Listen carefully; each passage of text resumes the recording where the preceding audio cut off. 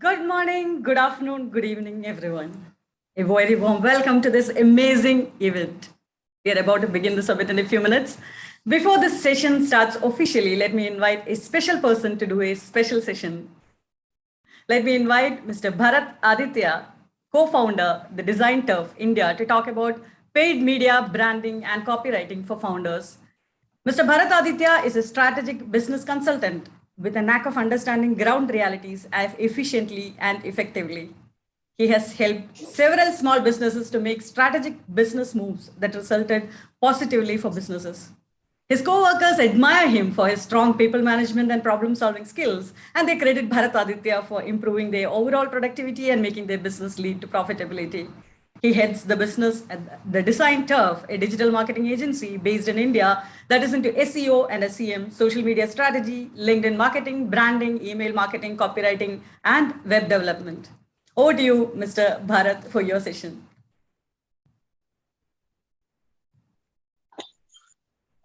Is it audible, ma'am? Yes, it is audible, but you are not visible.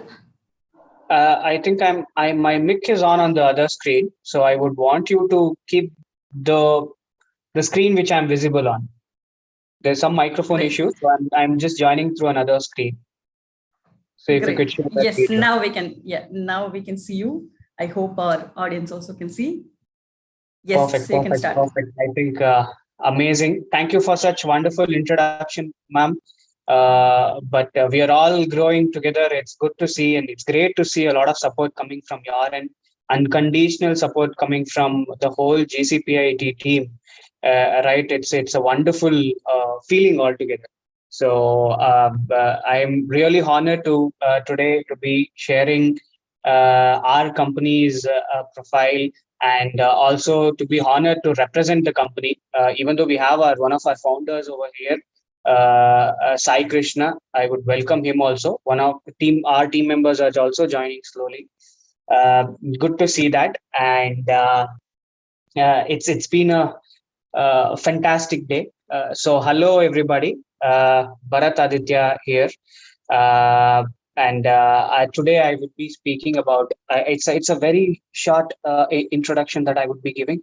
I am a Yuva Pratibha Puraskara awardee, and our organization have won 3 times Best Established Student Empowerment Platform of the Year award, and Alumni Hall of Fame, Alumni Wall of Fame, Most Promising Student of the Year. I think all has been through the branding strategy we have adopted. I myself have adopted. Our co-founders have adopted. Our organizational leaders have adopted.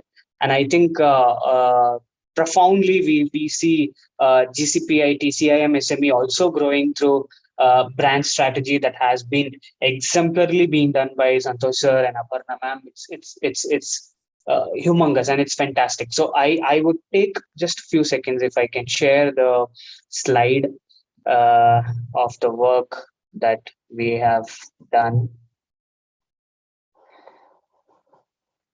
So is it? Yes, it is visible. It's visible. Yes. So it's our subsidiary entity. Proto is a subsidiary entity registered back in 2019. And I would quickly go through the kind of work that we have done. I would not talk much about it, but I would really request the GCPIT team if we can have a one-on-one session, and we would be willing to share this presentation to them, and they can take a look into it. We are brand strategists. We ideate, we articulate, we understand, we test, and we execute how one organization or one brand can grow organically. And it is all done through a collective experience of people whom we have in our team for about more than 15 years, 10 years, 7 years, 5 years, 30 years of experience, people who have been there as sales specialists, brand specialists, and articulated marketing experts who have worked for global forums on the top of the top. I would show very quickly with some of our work, the kind of work that we have done, the kinds of brands that we have worked with, from logo design, from branding strategy to guidelines, even including I think annual reports of a company, the magazines of an organization, your business card that's on a highest networking marketing machine for you, your banners, your print media communication, your digital communication, and your art structures, every single thing of your presence and your PR strategy will be mobilized, monetized, and strategized by us. So we are a comprehensive brand management company. We give branding solutions. We are into social media marketing as well. We have a exemplary top performing performance marketing team with us who have been handling more than 65 lakh worth of uh, digital marketing budget coming our way. We have handled clients who have been more than 300 crore, 500 crore, 700 crore, 1000 crore organizations with us. I think that has given a lot of leverage for us to be in this space. This is also one of the branding work. I would not be taking much of your time so that I will be able to explain to what extent that work we have covered. This is our marketing work. A lot of people have been asking why the company name has been Design Turf. Turf is something, design is a land, turf is a land, right? Design Turf is a place where a lot of designing happens. We are very proud to call ourselves Design Turf as an agency. I think you can get to know the wide spectrum of design and the way we design, the approach that we handle to keep it designed, every single thing, designing a strategy, designing a logo, designing an emails conversation, designing a LinkedIn strategy, designing a Twitter strategy, whatever has to be strategized, we design it. That's the reason we have named. And I think our work is speaking by itself by what we have done in terms of design. And these are also the marketing works that we have done. We have been doing for fintech companies. We have been doing for agri-tech companies. We have been doing for, I think, universities and educations as well. Now we are getting into crypto and blockchain and NFT platforms as well. We are slightly moving our arena to even real estate sectors.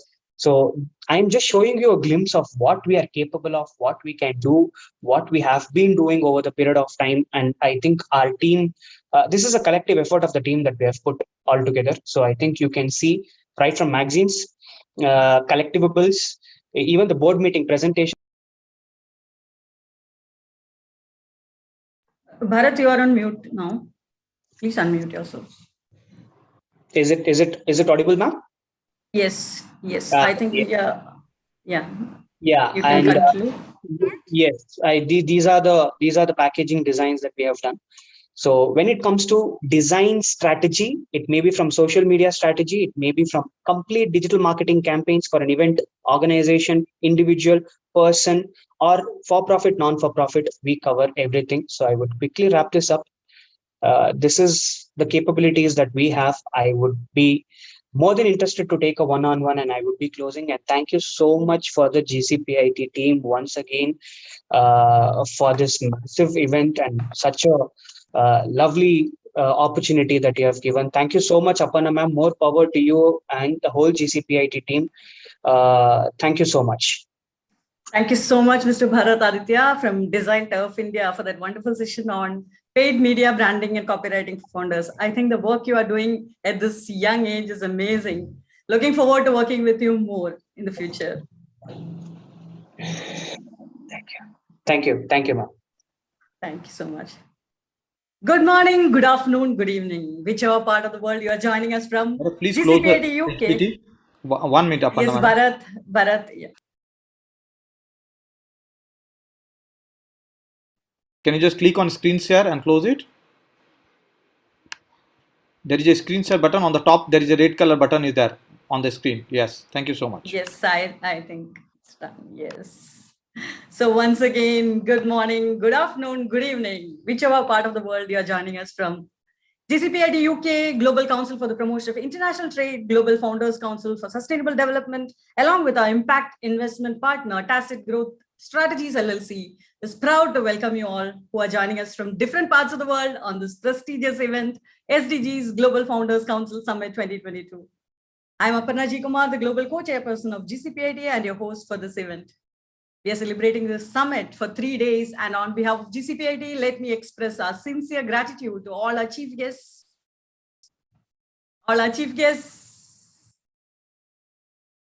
keynote speakers, and all the founders who are going to present their very powerful sessions on sustainable development. We are grateful to our impact investment partner, Tacit Growth Strategies LLC, for their unconditional support for this summit. We have people joining us on Zoom. We are live on LinkedIn for the first time. We would like to extend a very warm welcome to our LinkedIn family. We have 20,000 plus followers there, and we would also like to welcome our viewers on Twitter, Facebook, and also GCPIT Global YouTube channel.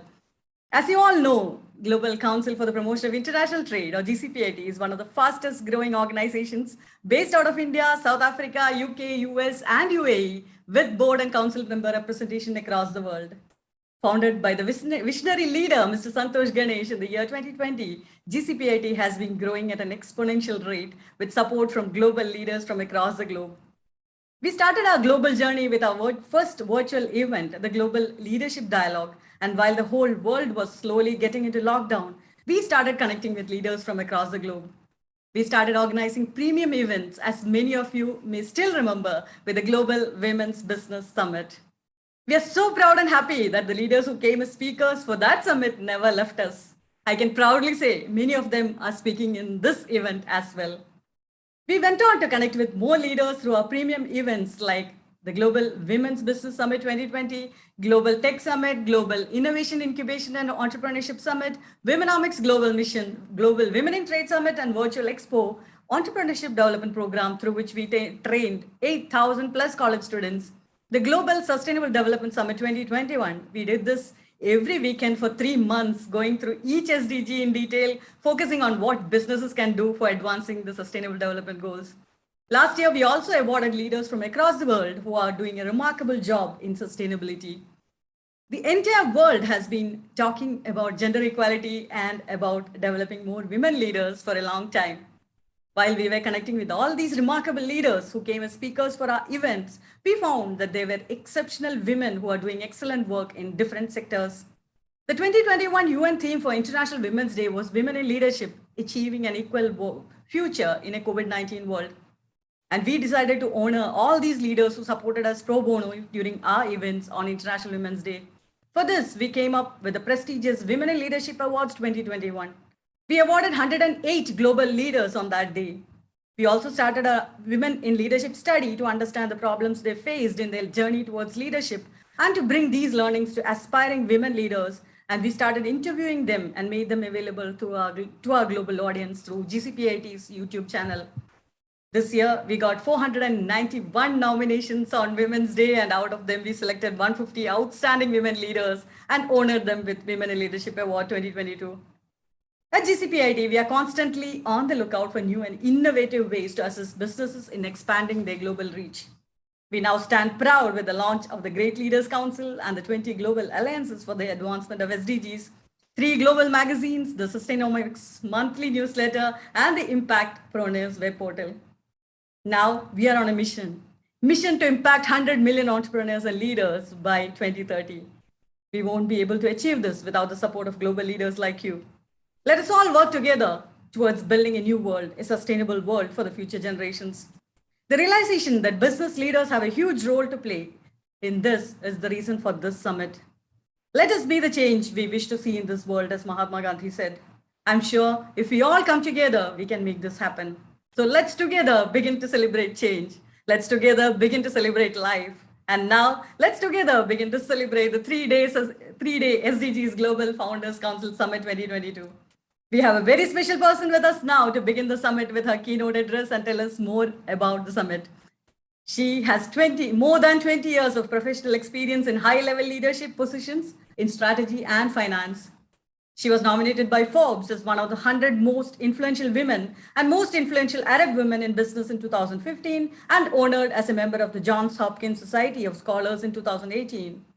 With a Harvard PhD in Environmental Engineering and Sustainable Development and engineering degree from Central Paris, she started her career at the World Bank in Washington and is now on a mission to empower 1 billion girls and women around the world to grow confident, resilient, tech-savvy, and financially free by using her BAL method so that every girl and every woman embrace her dream and assertively believe in it, act on it, and lead with it. Let me proudly welcome the founder and CEO of BAL Method Limited, President and CEO Strategica, all the way from Morocco, Dr. Hind Bohia. Over to you, Dr. Hind, for your keynote address. Dr. Hind, I think you have to unmute yourself.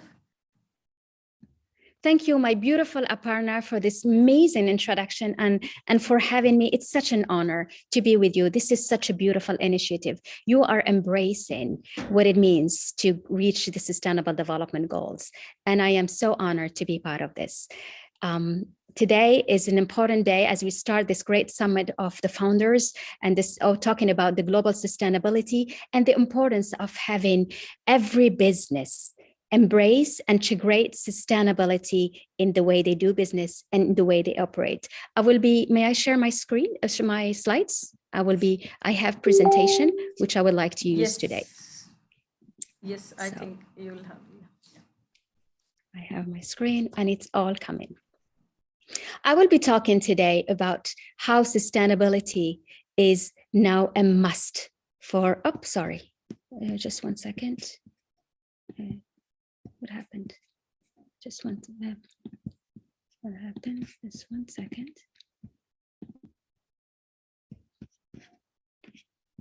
I will be talking today how sustainability is a must for every business, and every business needs to integrate. Yes, this is the right one. And every business needs to integrate sustainability in their strategies, in their vision, and in the way they do it, any business.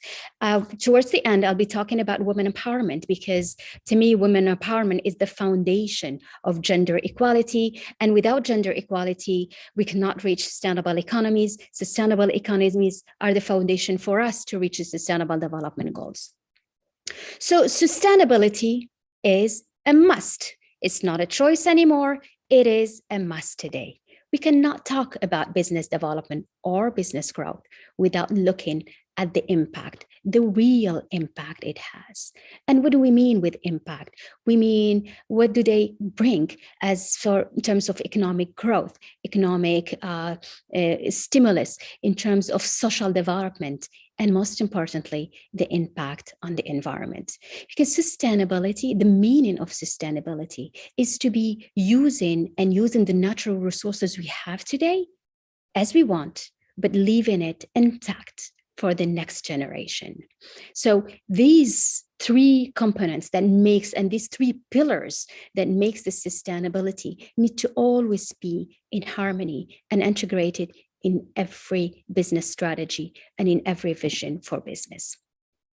So there is a heavy responsibility for businesses. And you know why? Because businesses today have reached such a big level globally across the world that their GDP and their return is, and the impact and the value they provide is much higher than the GDP of big countries. Their power lies first on the central role they play in offering 90% of the world's jobs, in addition to the 60% of the global GDP. 60% comes from businesses. But the good news is that 90% today of the CEOs are aware about the importance of integrating sustainability in their business. But why they're not doing more? Why they're not doing more while they know that the benefits are tremendous for their business? And let me just show you how, because when we talk business, we talk money. So actually, it's very good from a money perspective. One, money can be made. Because when businesses are completely aligned with the SDG, they can tap into the $12 trillion that have been to their reserves to give them to companies when they invest for them to invest in clean tech, in waste management, in urban agriculture, in many, many projects, creating portfolios of projects that align them with the Sustainable Development Goals, making them a pioneer, making them a driving force of changes around sustainability and facing climate change. Second, more money can be saved because by investing in energy and water efficiency, they actually save in money.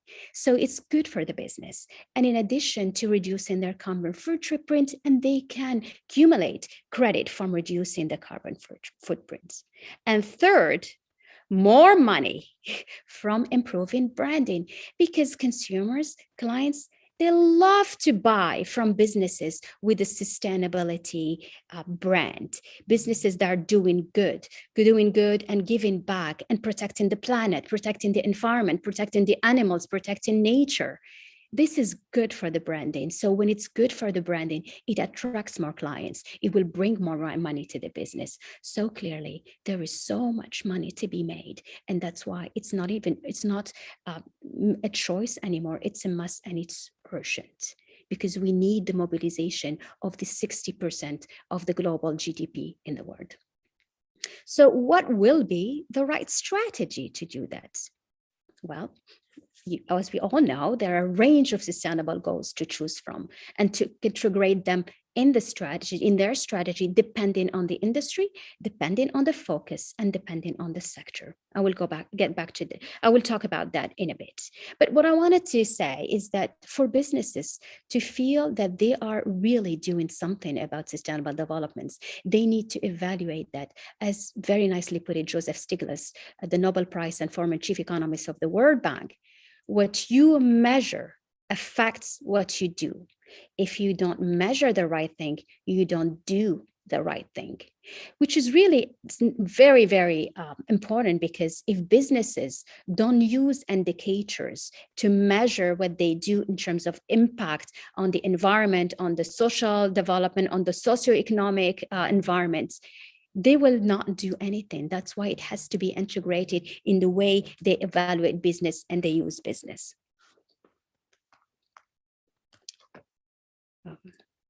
And so building partnership to share knowledge and expertise, to work together and to creating platforms such as these are so important. That's why I salute you, Aparna and Santosh. And I want to celebrate today the amazing work you are doing, because this is the celebration of the SDG Goal 70, which is creating partnerships, which is putting together all the thought leaders and the CEOs and leaders and founders from all around the world, so that we can raise our voice, and then we can raise our voice with real concrete strategies to help move forward and to contribute to reaching the 2030 SDGs, because we all need to lead the way towards a better future.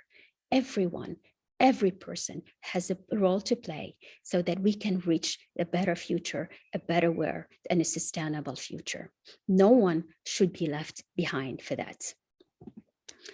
So the future of business is changing. Let's deep dive to understand why. Why is it urgent? Why is it's not even a choice anymore? One, because there is increased demand on food and consumption. So there is more pressure on all this natural production. There is more pressure on energy, more pressure on water. And today, corporates are larger than ever. Big companies have revenue exceeding the GDPs of some countries. I mean, could you imagine that? Huge companies around the world are today more powerful than just a country in terms of GDP. And responding to social and environmental consideration is good for business, as we have seen it. So businesses are getting empowered, are getting more money, more investment to be able to invest in skill sets, invest in human resources, contribute to innovation, integrate this understanding and the importance of sustainability in the everyday business. So they become a lead in the way for environmental and social issues. And for that, they need to integrate it in their strategy. They need to integrate it in their vision. And it is starting. And that's what is nice to see, is many companies are today leading the way and becoming some of the spokesperson for climate change, for improving the impact on the environment.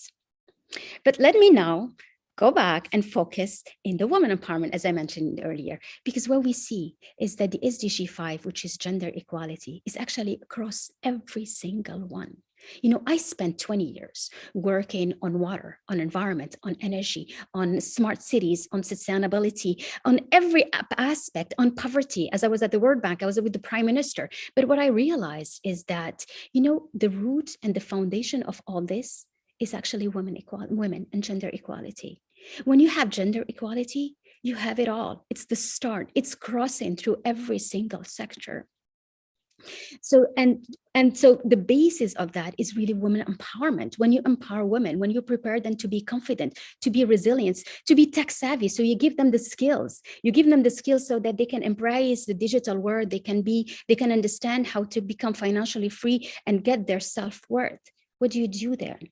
You help them to get the million of jobs that are created today in the digital sphere, for example. You help them to be fulfilled, to be thriving, to contribute when there is quotas that are set up by governments, quotas that are set up by local governments to encourage more women to go into the workforce. So you reach the gender equality because you prepare them. You have them ready to be there. You have covered the basis that was missing. And when you have gender equality, you reach the business sustainability because you have integrated in your portfolio of projects those different assets, the different aspects of integrating women into different places in the whole project cycle. And you will be advancing in your SDGs and your agendas. And these sustainable businesses, they create sustainable economies. They champion sustainability. They create inspiring and empowering leaders. And they prepare the next generation, because at the end, isn't it sustainability about thinking about the next generation? It's consuming and producing, innovating, creating, but at the same time, leaving the planet, leaving nature, leaving the environment intact for the next generation. So isn't it beautiful how it all comes down to empowering girls and women?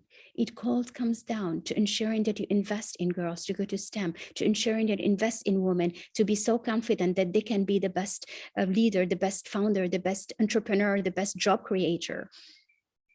And this way you reach this sustainability in the business and the economies.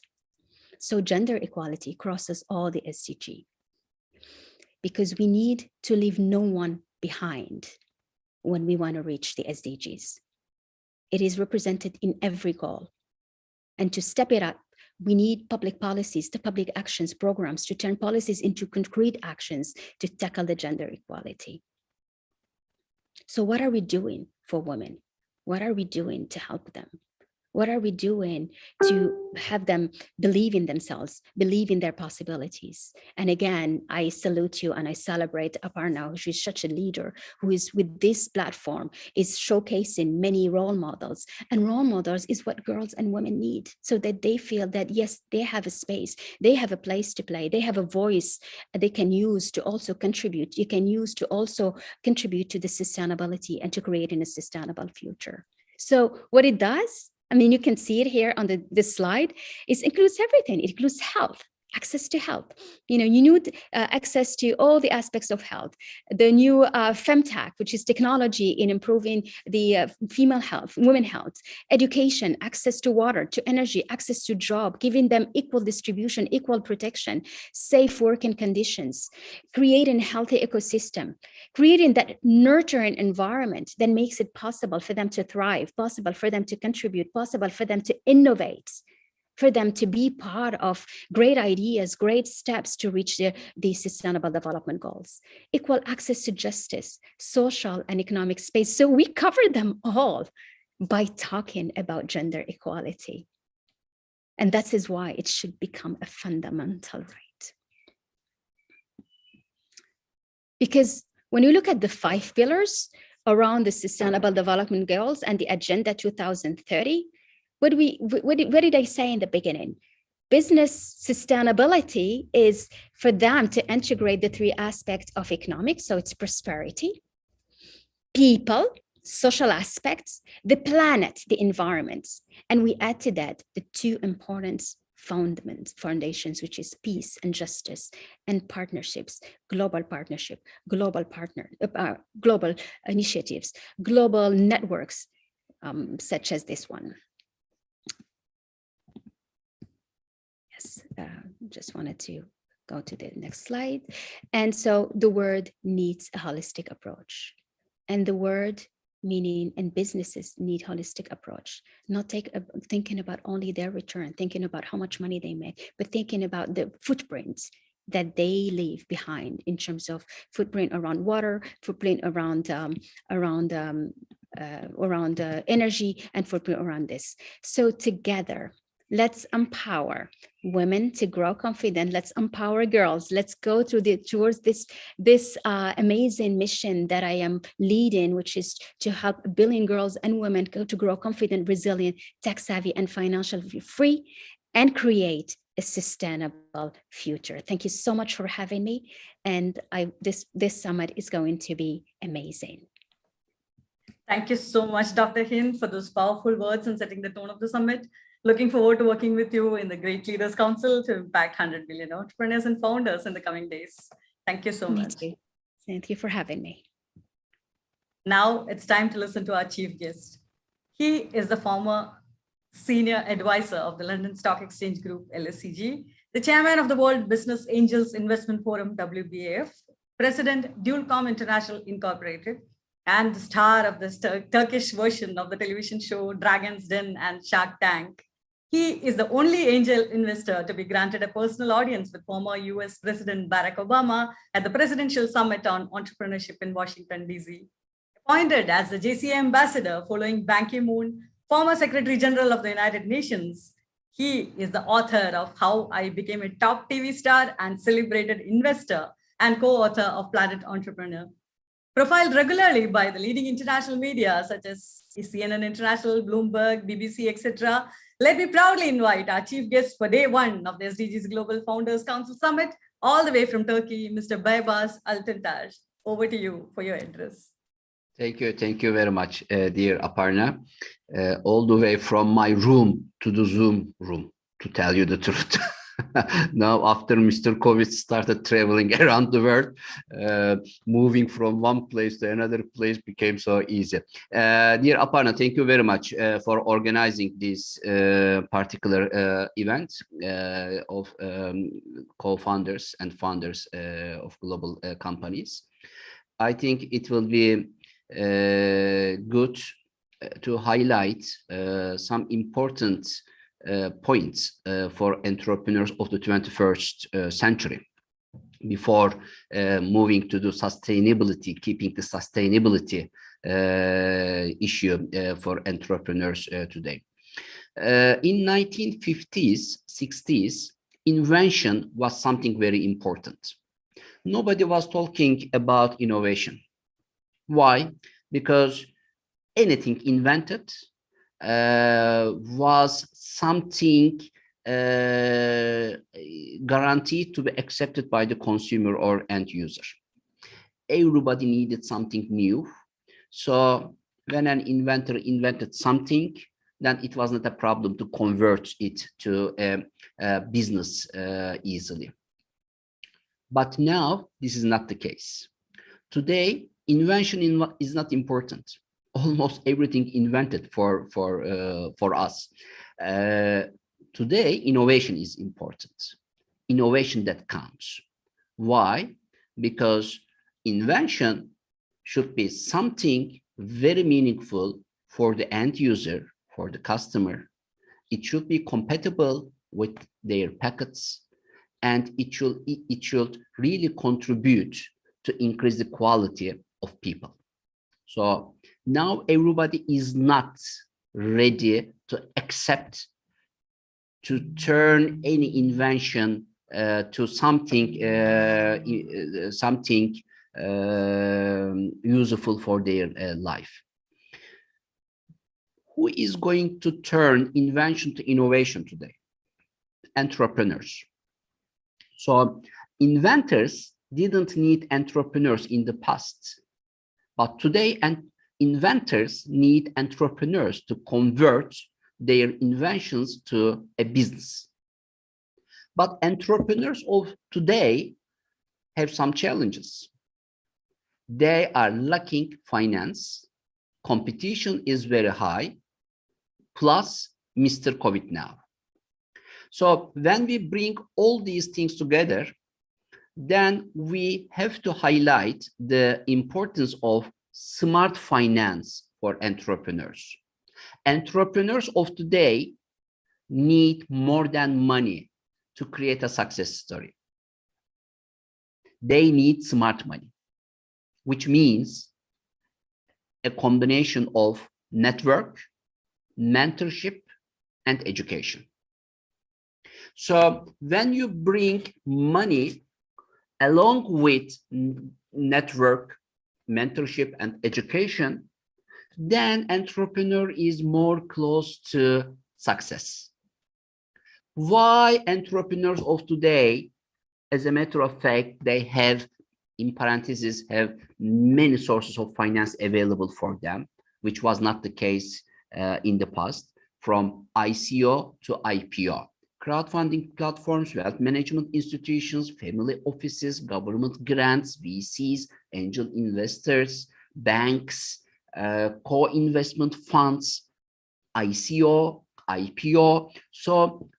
So many sources of finance available for them. But one of them is different than others. And the one that I will now mention now will be more instrumental in the entrepreneurial life story, because to convert the businesses, to convert inventions to innovation and create success stories more. Angel investors. Why? Because angel investors are bringing smart finance on the table, know-how, network, and mentorship. But now, as an affiliated partner of the G20 Global Partnership for Financial Inclusion, we are advocating the importance of digital and business transformation as a fourth item to smart finance issue. After Mr. COVID, now smart finance is not enough either. We have to include also the digital transformation in the game. The challenging issue is business transformation and digital transformation. These are not cheap issues. Entrepreneurs today are lacking finance. While they are considering how to pay the electricity bills, the rent fees, etc., the next month, we are inviting them to invest in digital transformation.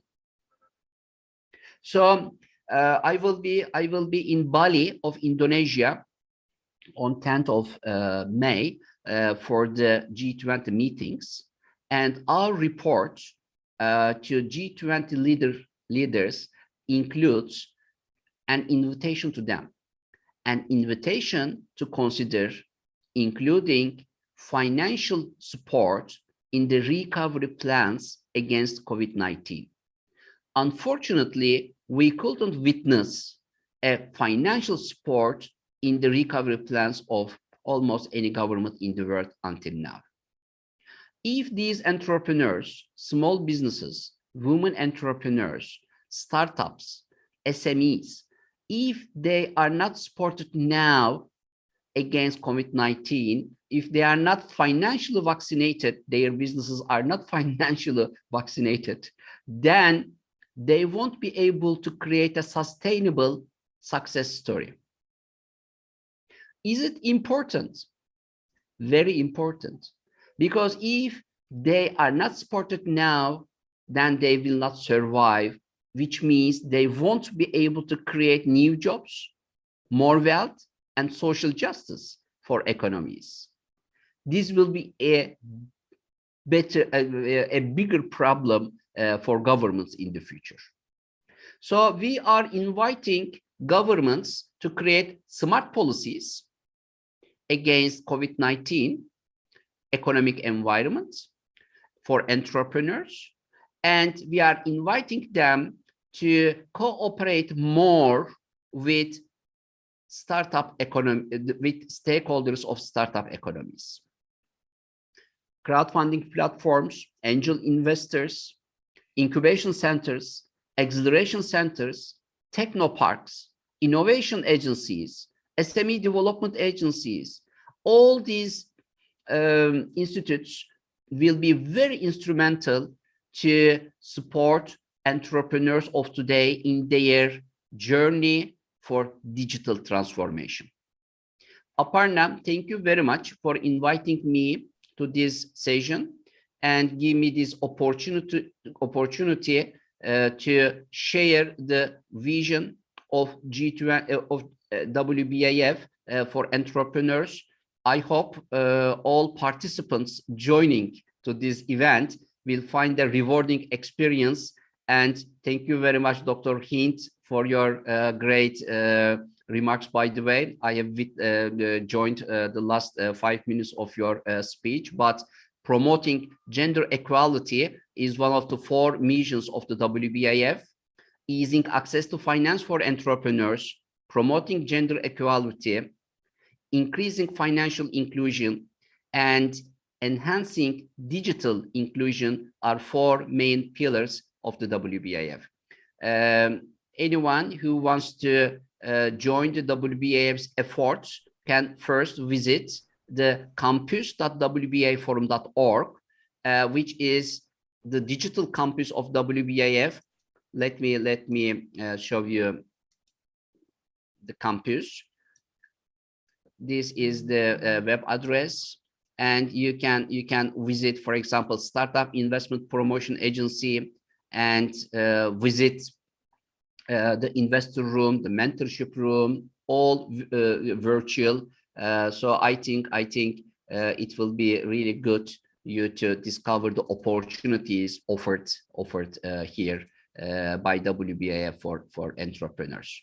So thank you very much again, and I am leaving the floor back to Aparna. Thank you so much, Mr. Baibas Altontash, for that inspiring session. And as you said, it has been easy to move from room to room, and that is the advantage we all can leverage as founders, right? It's a wonderful opportunity to learn from the best. And thank you for joining us today and for all the support you have been giving to GCPIT. Thank you. Thank you very much. Thank you. With that, we come to the end of our opening session, and let us fasten our seatbelts as we get ready for the powerful sessions on sustainable development. Let's start our powerful session 1 with 4 speakers. We have 4 speakers in the session. To begin with, we have with us Mr. Dennis Okor.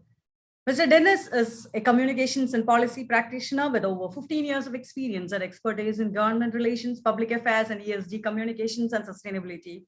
He's going to talk about fostering innovation cultures with sustainability mindset, highest ethical and governance standards, UN SDG 16. Over to you, Mr. Dennis, for your session.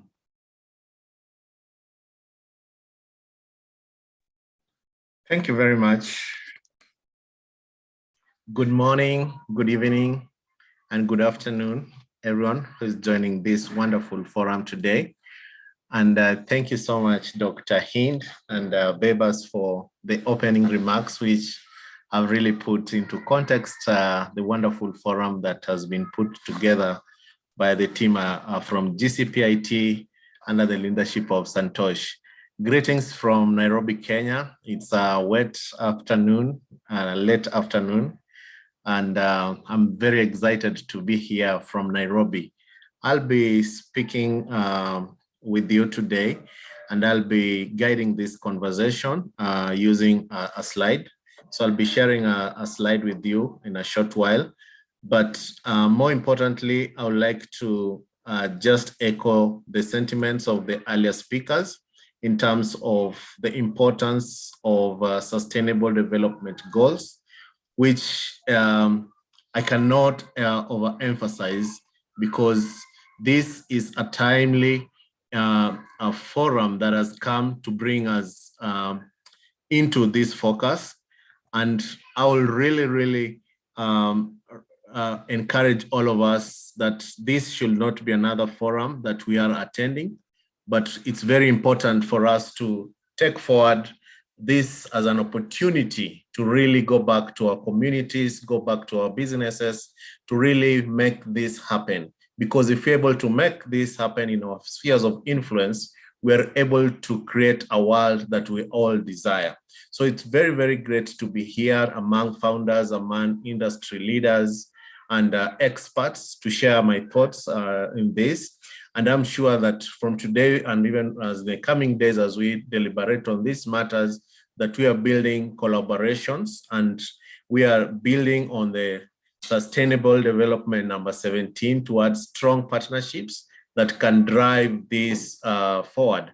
And as Dr. Hind has said, that all these SDGs, they're interconnected, they go together, and they are underpinned by creating an impact around the 5 pillars of SDGs. So it's very, very important to speak about this. So today I'll be focusing my talk on SDG number 16, and I'll be speaking about the subject of fostering innovation and cultures, with more importantly having that sustainability mindset and seeing how can founders be able to integrate this into their businesses so that they can be able now to have this as part and parcel of them. So it's very important to first understand that in the world that we live today, it's a VUCA world, meaning that it's a volatile world, it's uncertainty, there's complexity, there's ambiguity. And this has further been compounded with the other aspects like Mr. COVID, which Mr. Babers have just mentioned about.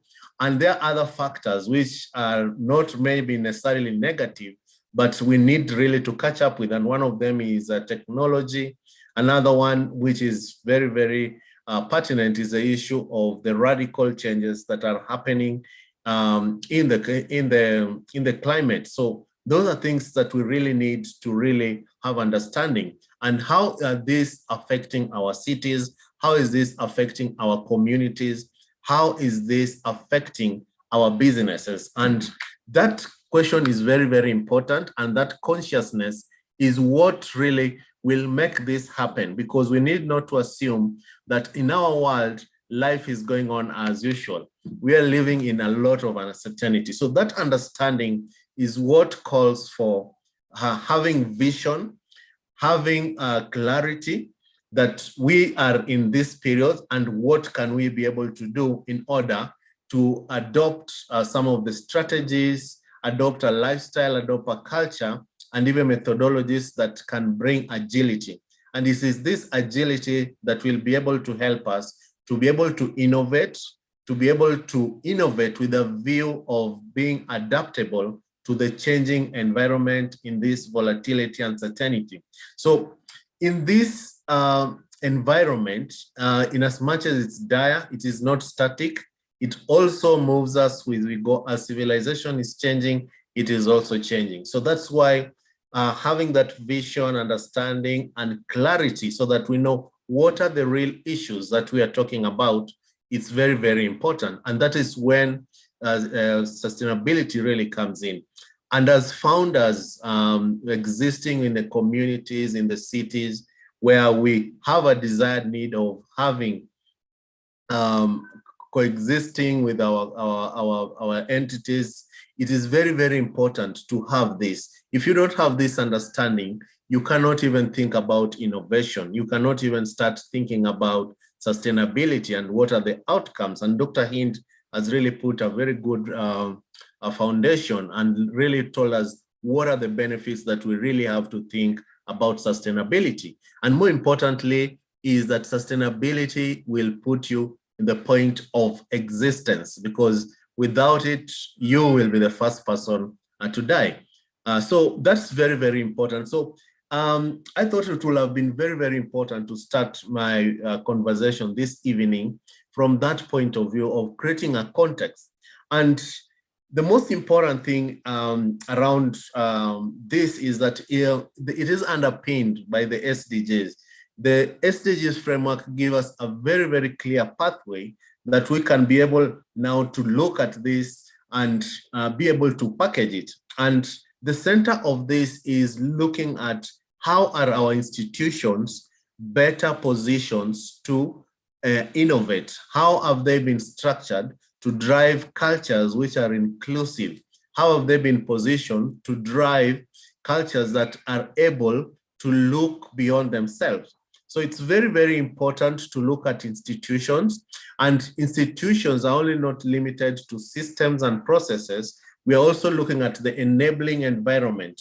In other words, we are looking at issues like policies, we are looking at issues of legislation, and more importantly, the goodwill, the political goodwill, the leadership goodwill. And as founders, there is no other responsibility that we have than driving that leadership that creates that enabling environment for this to thrive. So it's very, very important to really even look at our entities that we are leading as institutions of change that are at the center force of driving the sustainability agenda. And that can only come if our leaderships are strong, if they are accountable, and they are transparent. And that is when we will now talk about sustainable development, because some of the things that are making our development not be sustainable is because we are taking some of the things at face value. We are not accountable, or if we are accountable, we are not accountable to the right people. We really need also to know, like, our stakeholders. We need to know who are our internal stakeholders, who are the external stakeholders.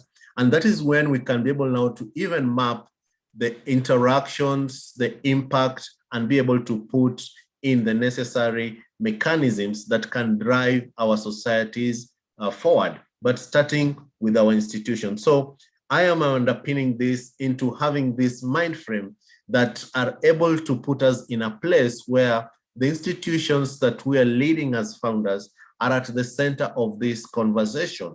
And we are being proactive to lead that conversation of putting and mainstreaming the effective and strong systems in our leadership.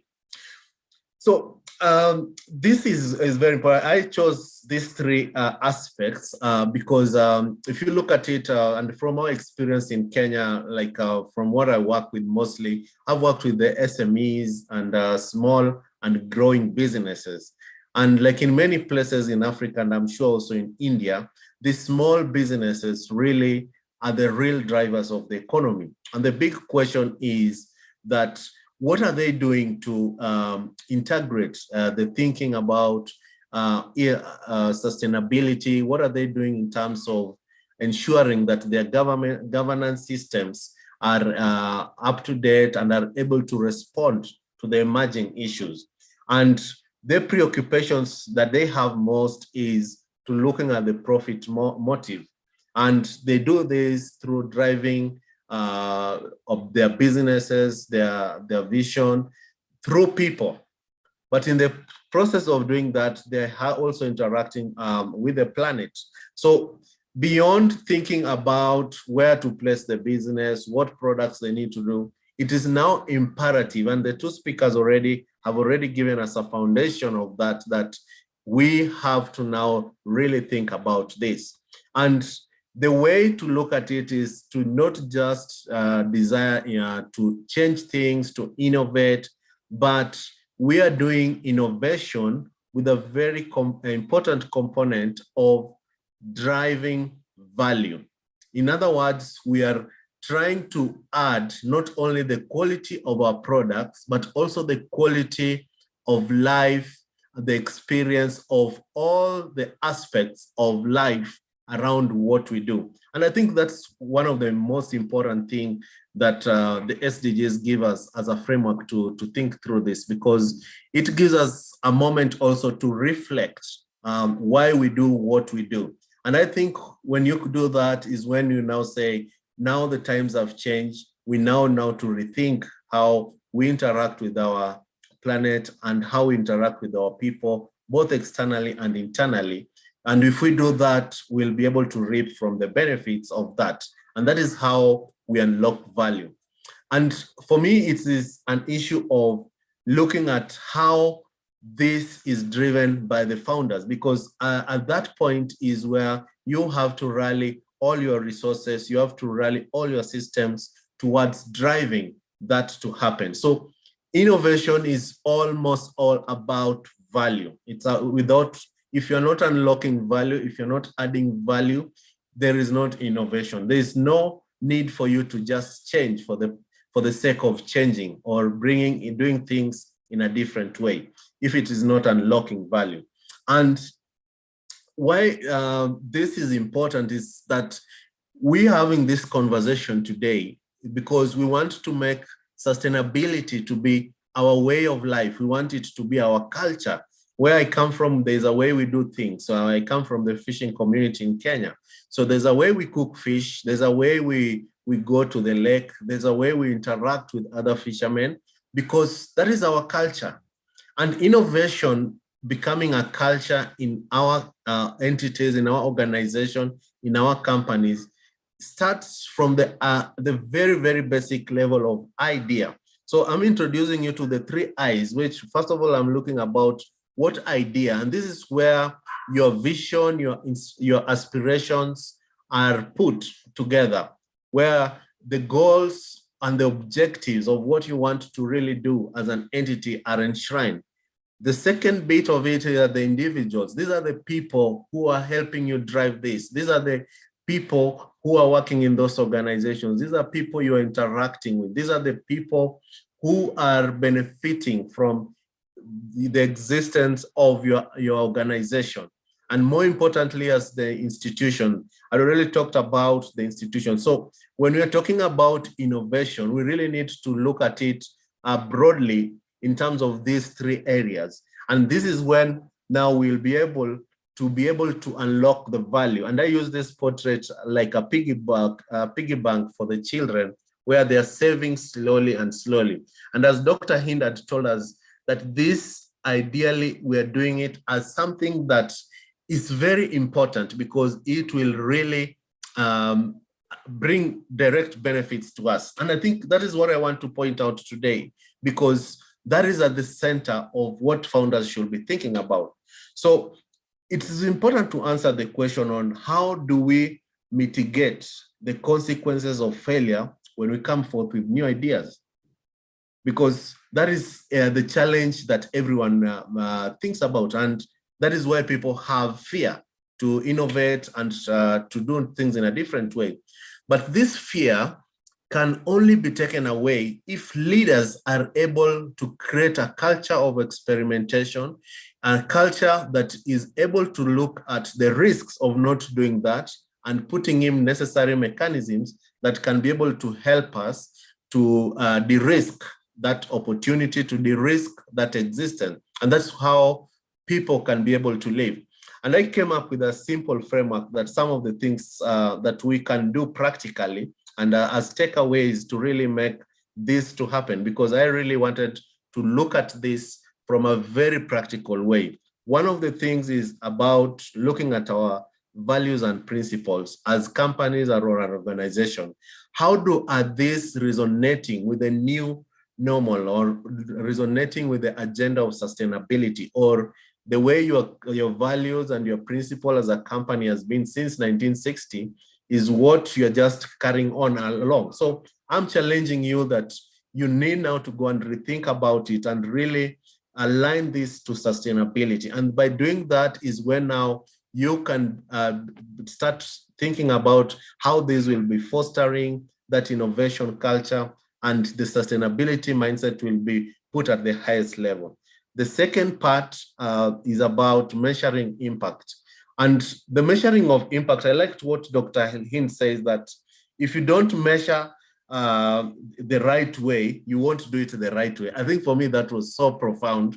And it really, really, really inspired me, because we have now to have evidence. And now in this evidence, it will be able to tell us what are we measuring and how are we measuring? Because right now, when we talk about sustainability, there are so many metrics of measuring. Your organization may have its own metrics of measuring. So what are you using? But my message today is that even within your M&E framework, start measuring something.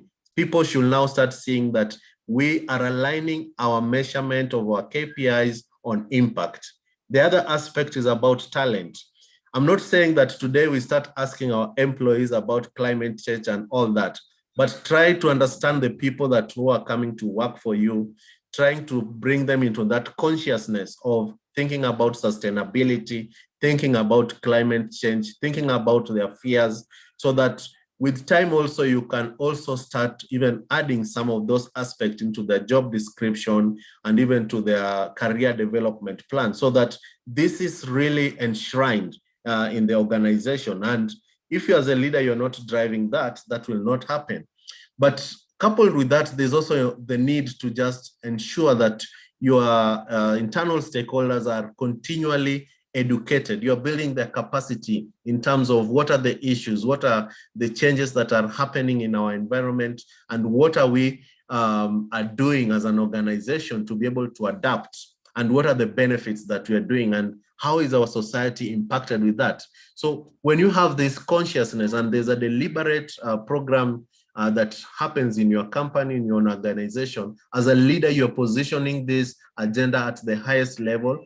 And now people know that among the other things that we discuss as a company, we are also very strong about sustainability and what changes are we making in terms of innovation to be able to adapt and make what we do relevant to our external environment. And I think for me, that is something that is very, very pertinent. And these are very simple steps that we are able to undertake as leaders in the company. The other thing is about living a lifestyle of this, what we are able to see as leaders, because people are looking at you. How do you use your flights? How do you, as a leader, use your time? How do you handle your office? Before you come to tell us about how we need to enshrine sustainability, are you leading that life? Are you changing the way you do things? Are you just predictable? Because that predictability is what we are trying now to avoid. And because the times we are living in are not going in a linear way, it is so haphazard. Today we're working from the office, tomorrow we're not working. So very, very important to relate. So these 5 areas are some of the things where I could call upon you to take action in terms of making this a reality. So my role today was basically just coming to stretch you a little bit, to remind you that we have a unique opportunity to do this. Among the other 5 things that maybe we could also think about is trying to really put incentives where we can encourage this behavior so that we are able to reinforce that culture of innovation to drive sustainability. Thank you very much for this wonderful opportunity. I appreciate it. Thank you so much. Thank you so much, Mr. Dennis, for that excellent session. I'm sure our audience would have found great value in your session. Looking forward to working with you in the future as well. Thank you so much. Thank you for joining us. Pleasure. Yeah, please, if you could close the, thank you so much. Next, we have a session by Ms. Foloke Michael. Foloke Michael is a disruptive innovator and winner of the UN SDG Action Award for the Innovator category in 2018. She is the founder of the Green Entrepreneurs UK, and she's going to talk about driving innovative global movement against climate change. Over to you, Ms. Foloke Michael. Good afternoon, evening, and morning, everyone. Can you hear me very clearly, please? Yes, perfectly. Yes. Let me start by saying thank you to MS Apana and Mr. Startouch for this great project that you have put together. You have decided on your own to create a movement, a global movement, to promote the world, to help us drive innovation, entrepreneurship, and creativity around the world. We are grateful for this opportunity, for bringing us together. Very grateful. So let me start by thanking again Dr. Dennis Okore. Yeah, he has laid a very good foundation for me to speak. In fact, I'm going to be speaking certain things because it's going to be repetition.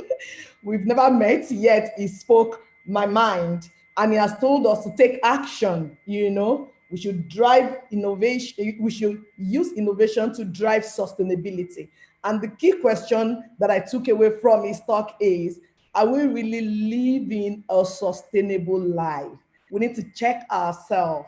I mean, this is the point where we need to go back to the drawing board and criticize ourselves first. Are we, what we are telling the world to do, are we already living such life? Are we living sustainably? What happened to our lifestyle, our offices? Are we leading change? If we are not, we better go back and lead change before we go back and start talking to others. I think that was really profound. So climate change is very real and it's all over. It is not a problem for Asia or Europe or Africa. It is a global problem. The earlier we start driving innovation, the better for us.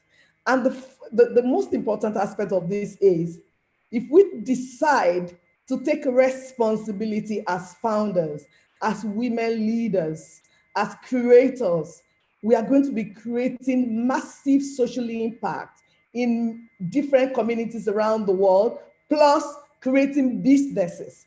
Because for every problem, really, your solutions are necessary, and those solutions are not going to be free. They're going to be at a cost. So founders in the house, CEOs, and directors, let us come together to create solutions that is marketable, that is sellable, and that is sustainable. So that as we are doing that, we are going to be creating social impact as well as profit. The world, as I said, is experiencing the effect of climate change. We will see it in form of weather variations, weather events across the world.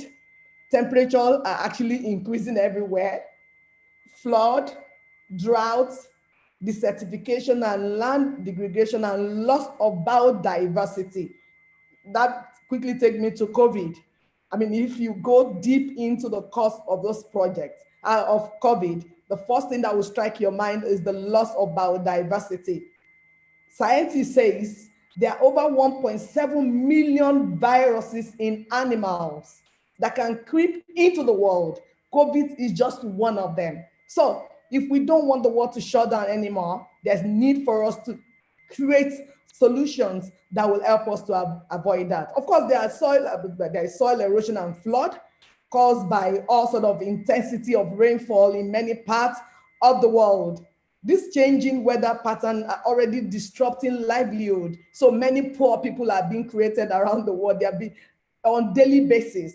We see people that are displaced, people that are displaced in their homes, the farms and all of that. So more poverty, more gender imbalance. But you know what? The more we create founders, the more we get a solution across the table. And meanwhile, women, young people, and people living with disabilities, they are more vulnerable to effects of climate change. And they constitute the most world poor. So, and most of these people around the world, they are dependent on natural resources, which is really threatened by climate change.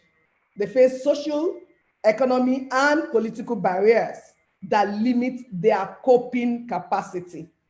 So I'm still driving somewhere. So we need more rigorous mitigation efforts to protect people and their livelihood. Climate disruption is real across the world. So what do we need to do? To educate, to build capacity, to create solutions, and begin to solve problems. And you may ask me, how do I solve the problem of the world? My answer is start from your household, like Dr. Dennis already told us. You have to start from your company. You have to start from your community. It is called local action. Take local action, solve take local action towards solving global issues. So it has to start no small action.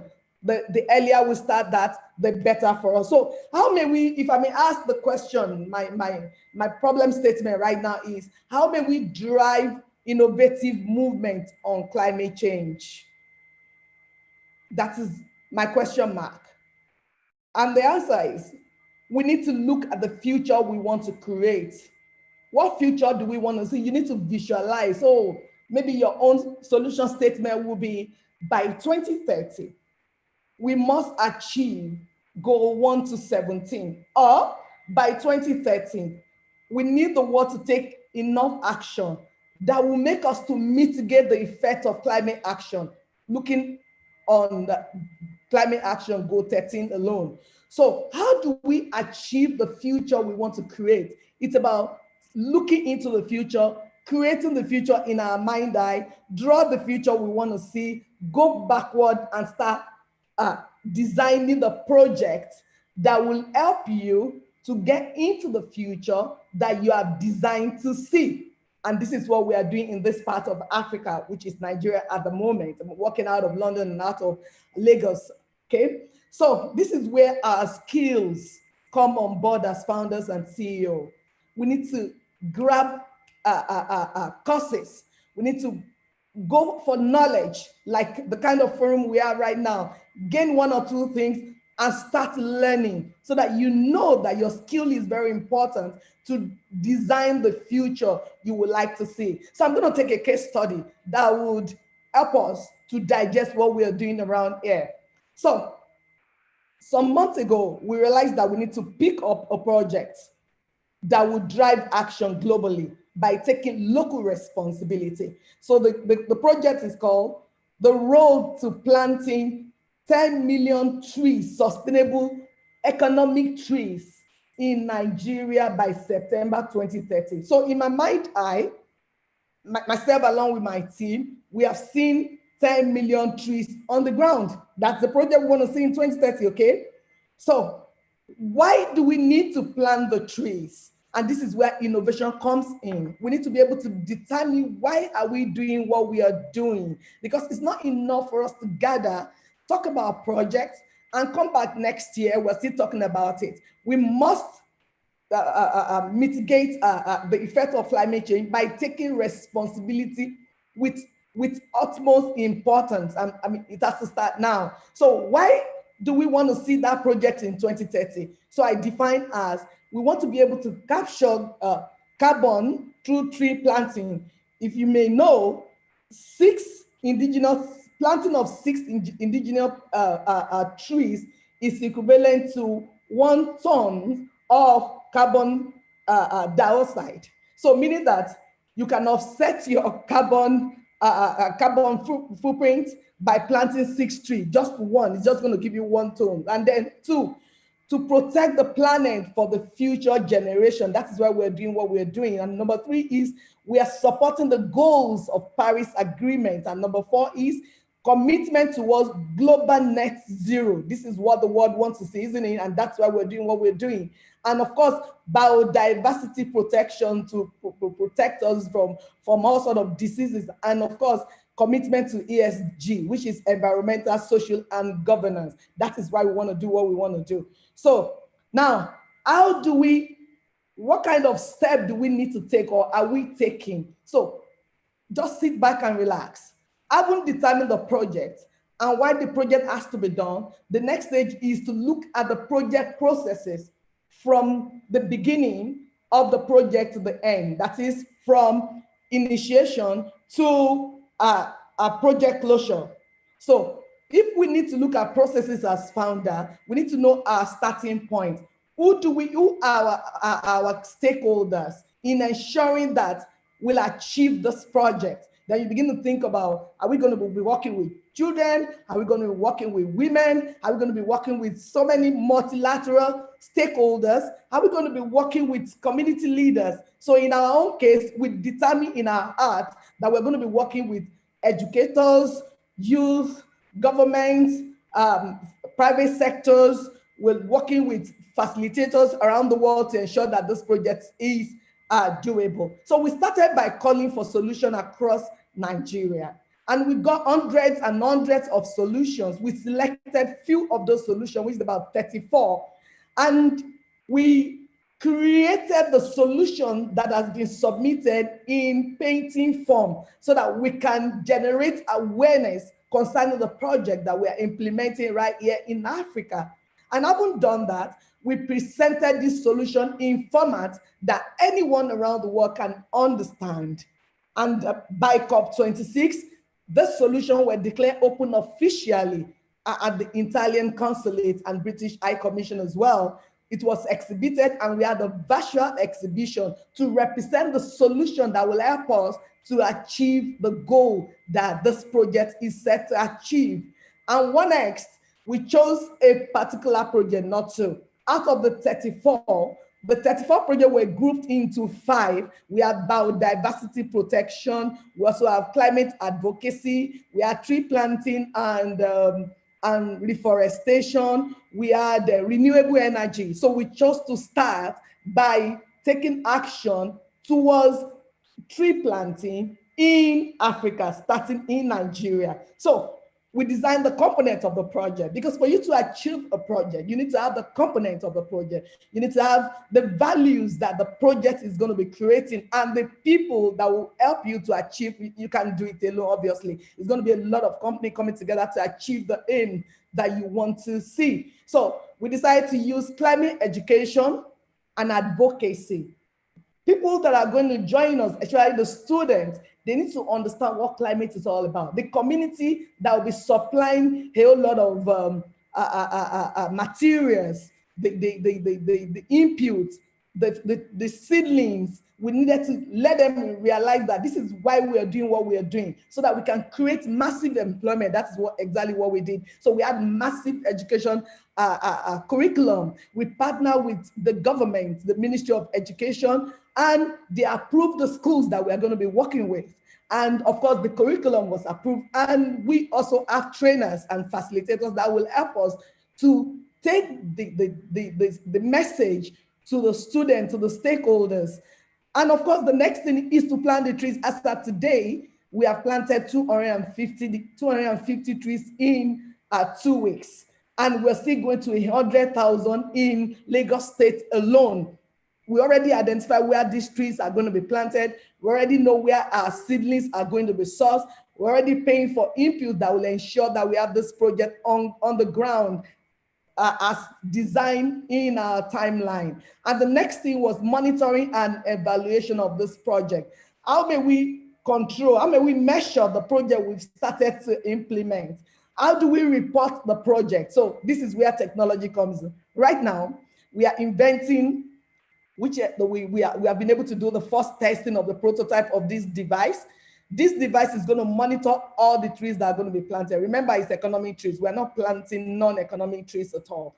All of the trees that we planted so far and we're going to be planting in the next couple of months are all economic trees. So they're going to be tracked at one location. You will know, if I give you a code, if you get a code to a particular tree, you can actually track that tree, where the tree is planted, when it was planted, the species of these trees, what is the component of this tree, and the growth rate of the tree. We're using technology to track each of those trees.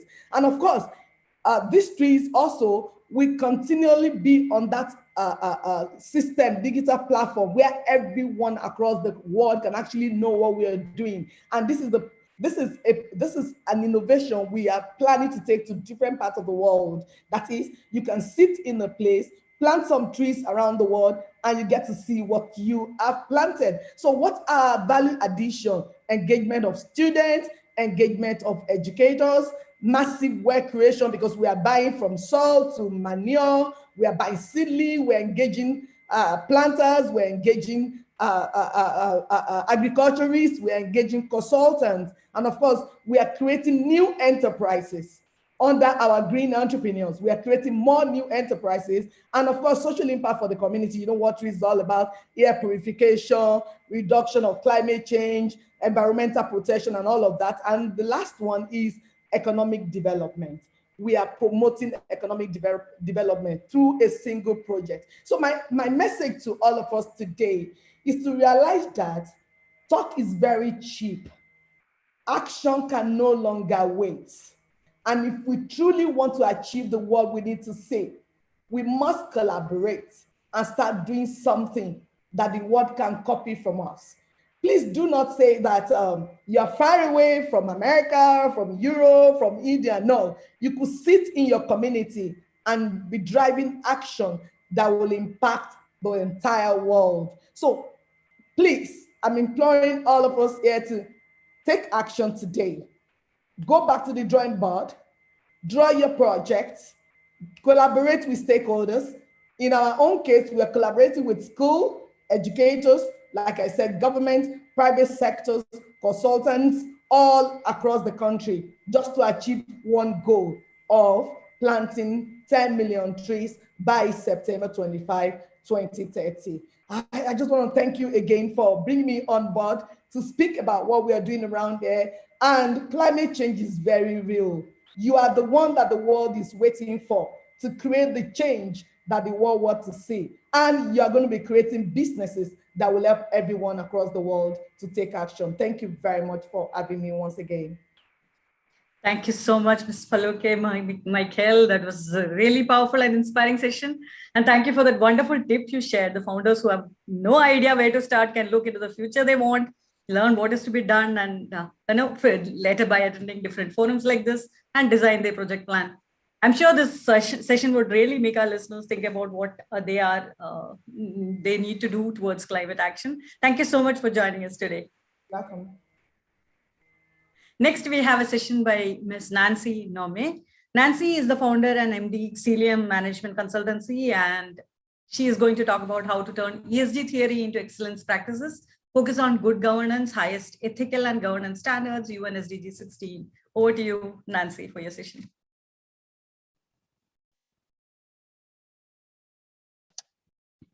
Thank you, Aparna. Thank you very much. It's my pleasure to be with you here today. And thank you, and Santosh, for this wonderful platform. And while I was listening to the speakers before me, I saw a lot of common things, and they spoke about actions, they spoke about measuring, and they spoke about a lot of good things that we need to be doing for sustainability and ESG. And I'm going to continue there talking about systems. So let me start by sharing my presentation. Can you see the full screen, Aparna? Yes, Nancy. Okay, so today I'm going to be talking to you just for the next 15 minutes about ESG theory and how can we make it into excellence practices. And I think it's very important from all what we've heard so far is how important are the practices of people and what do we do for the environment.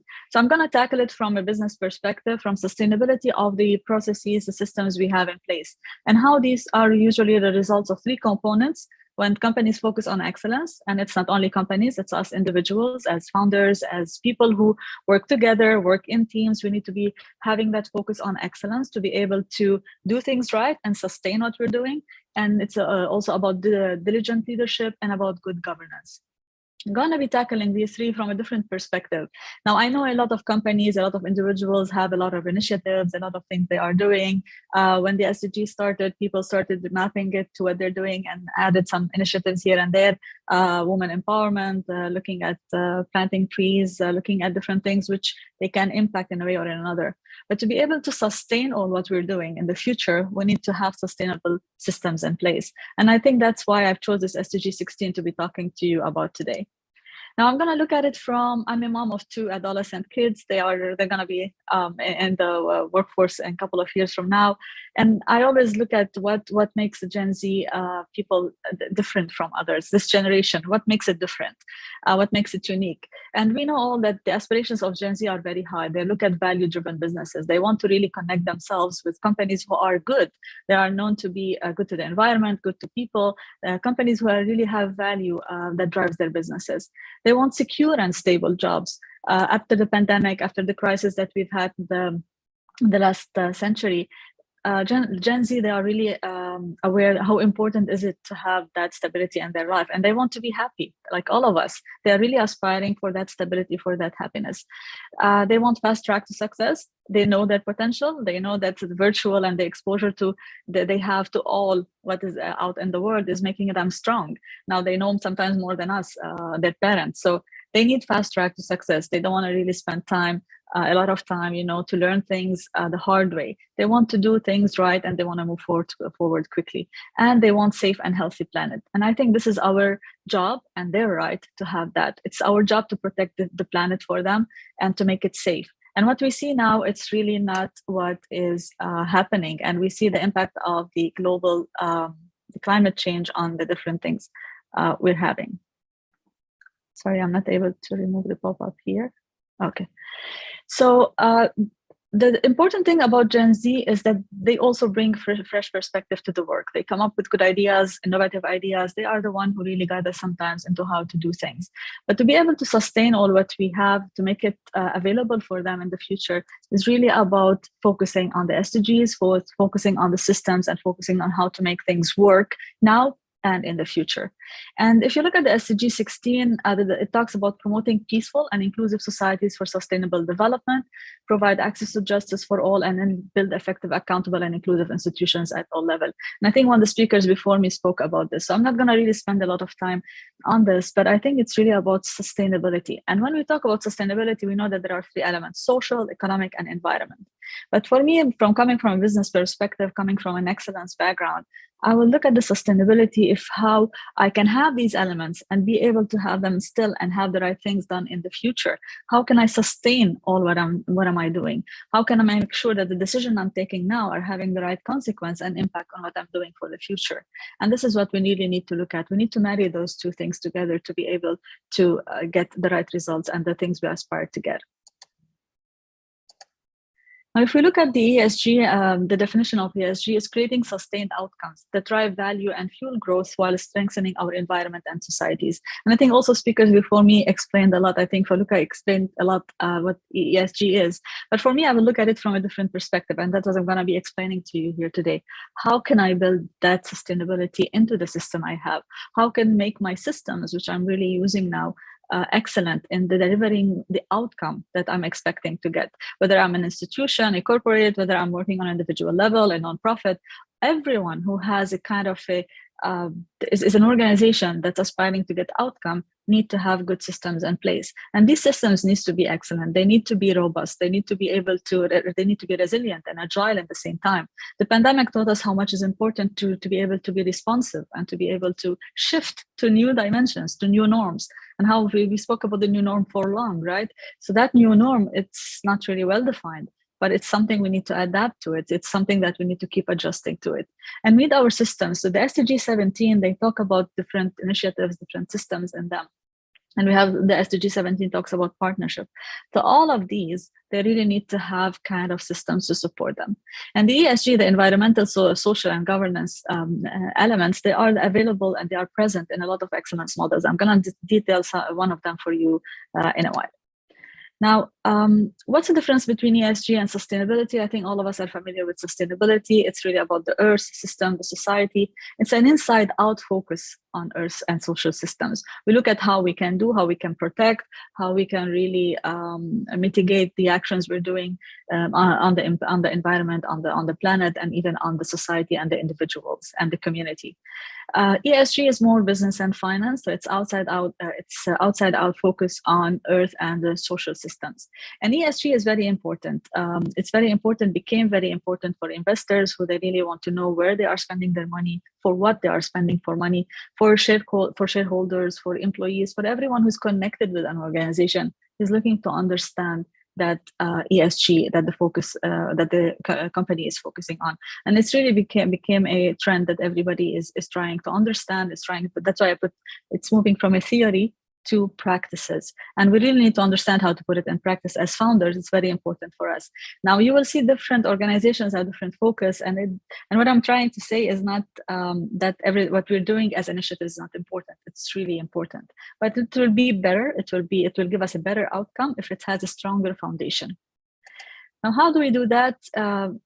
Excellence works everywhere. It works in any organization. If you look at nonprofit, you can really have excellence built in their DNA, in the way the people are doing their work, in the way they behave. So we can really have excellence everywhere. And we reach excellence, usually we say, by seeking perfection. We're never going to reach perfection. But when we try to continuously improve and reach somewhere which is a higher level, we can really keep improving and gradually attaining something which are higher levels, and we can maybe one day attain excellence.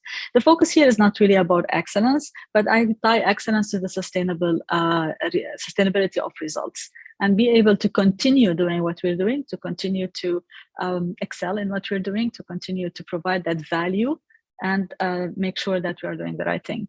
From the excellence perspective and from continuous improvement, I usually focus on two things. I like what Dr. Hind spoke about measurement, and Dr. Deming, he spoke a lot about you cannot manage what you don't measure also. But he also gave us this wheel of PDCA, wheel of continuous improvement, which a plan, do, check, act. So plan something, do it, check if what you've done is right, and it suits the purpose you wanted to achieve, and correct if there's a need. And we keep doing that. So for everything we do, if we have that practice in it, it will help us really improve on the sustainability of the results we have.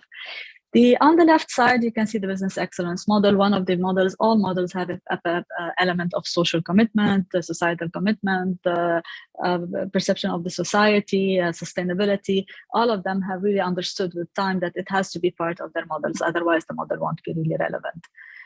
Now, I'm going to talk quickly about some practices to give you some good practices, how you can really have ESG and sustainability within your organization, how you can really build that foundation.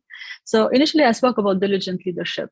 So it really starts with the leadership. It starts with the senior management, how they really live that role model, what commitment they have within the organization, what messages they pass out to their people, how do they engage with everyone in the society, inside the organization, with their, and how do they really have they give direction to the company towards sustainability and ESG elements. So it really starts with the leadership.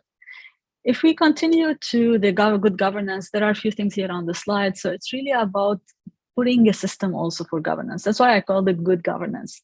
Governance is how we do things in the organization, right? What are our values? What are the things we want to focus on? What are the things we allow? What are the things which are not allowed? What's the ethics behind the things we are doing? So we put a lot of things in place. We put code of conducts. We put things that really help us understand how to do things. But it's really a little bit beyond that. So we really need to identify the governance responsibility that the organization has to have. We need to put a system in place to help us meet legal, financial, ethical, and reporting obligations. A lot of companies, they report publicly their results. That's great. They need to have system to allow them to have accurate reporting. They use standards. They use a standard reporting mechanism for this. So you need to have that system that helps you get good governance in place. And once you have that, you need to be able to communicate it. You need to be able to share what you are doing with everyone. And you need to be able to get feedback out of everyone to incorporate into what you're doing. So you need to have good processes in place at all levels in the organization. And governance, it starts on the top, absolutely. It's really by the management, senior management, but there are certain elements of it that goes down to everyone in the organization. The value of an organization has to be practiced by everyone. It's not just for the senior management, it's from the smallest to the highest level in the organization. So it's really something that needs to have a system to transfer that information to everyone and make everyone practice those values. And really it's about for good governance is really also looking at how other organizations see us from outside. What do the people see out of what we are doing? Are we good employers? Are we good to the society? Are we really reflecting on those values we have outside our organization? Are we having good partnerships? All of these are good governance practices that organization can put in place. And all this really ties back to what I said. It's about really building excellence in the system, having sound processes. You need to define your process for governance. You need to define your process when you want to really look at sustainability. And the Plan, Do, Check, Act, it's really a simple way, but it's a great way to do that. What you want to do, have a process for it, implement, review, measure, review what you're measuring, the matrices, see whether you achieve what you wanted to achieve, and correct if there's a need. And here also the process of good governance also needs to be also reviewed, the process itself, to ensure that the system we put in place and meets the standard that we want to achieve. And also we have to have a provision for the change, adjusting to change, anticipating change. Before the pandemic, I think we were not taking this very much seriously, right? But the pandemic taught us that we need to really be vigilant. We need to be able to respond to change quickly, but also we need to try to anticipate the change. And now I wonder how many organizations will be better prepared if, unfortunately, we have another pandemic.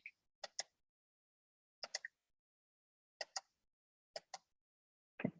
So one of the things which I added in addition to my focus areas is the resource management. I think we're talking sustainability today, we're talking environment. So we can't really not focus on resource management within our organization. Minimize the adverse impact of products and services. So we really need to look at all what we're doing, even the people. If I'm a company who's heavy on logistics, I need to look at my fleet. So we really need to look at how we are utilizing resources and what impact we have on the planet and on the society and the community. So here I really recommend standards. There are a lot of standards that really have very good elements in that could benefit the organization, put good practices in place, and especially in terms of compliance. So there's a lot of things out there which you could benefit from and really try to do within your organization. One thing which I really recommend when resource management is look at things which you can do, which you can afford, be realistic. Sometimes companies are not realistic, right? We start doing things either too small for us or too big for us. We need to really choose what's convenient for us. And as a founder, I really recommend other companies to really focus on what's relevant to them, meaningful to them. It's not about copy paste. Systems should be built tailor-made to an organization. And of course, provide access for all stakeholders to relevant knowledge and information. We say knowledge is power, right? So we need everyone to be aware of this. Awareness, communication, we can never do enough of those. So it's very important, I think, for alignment to have everyone understand what you're working on, what you are trying to achieve. So just before I close, I would like to share with you that the outcome of having good governance in place, good systems, good processes, to look at ESG, to look at sustainability are really a lot. And just put here some of them, which are the very obvious ones: improve reputation of an organization for its people, for the society, for everyone who's interacting with it, for its clients. Innovative strategies. I think someone before me spoke a lot about innovation also. That's really helped us when we have good systems in place, and we can have system for innovation itself. We know also what's important and what's good for our organization. Reduce business cost. When you do the right thing, when you have focus on resources, good process, efficient process, you're definitely going to reduce your cost. Maximize shareholders' return on investment, attract new clients. All of these are outcomes of having good governance and good processes in place and good systems. With this, I would like to thank you all for having me today, Aparna and Santosh. This is a great forum. I think keep doing what you're doing, because it's really very important, I think, for the founders and for also everyone on this planet. And thank you very much again for having me. Thank you so much, Nancy, for the wonderful session. I'm sure our listeners will start looking to excellence and good governance in whatever they do after this session. Looking forward to more interactions with you. Thank you. Our fourth speaker in this session is Ms. Adriana Zake. She is the founder and CEO of Circular Asia Association, and she's going to talk about sustainable development and international trade. Over to you, Ms. Andrea. Adriana, are you there?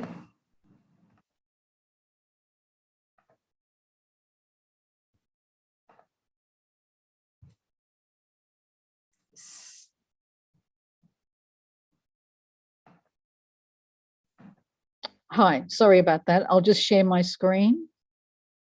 Oh, I'm sharing my screen. Yes, you can. Okay, so make it full screen. Let me just move into slideshow. So thank you for having me here today. And the topic of my talk is international trade and SDGs. So we've got 4 stages here. SMEs in international trade, a tale of 2 countries, communicating SDGs, and sustainable aquaculture.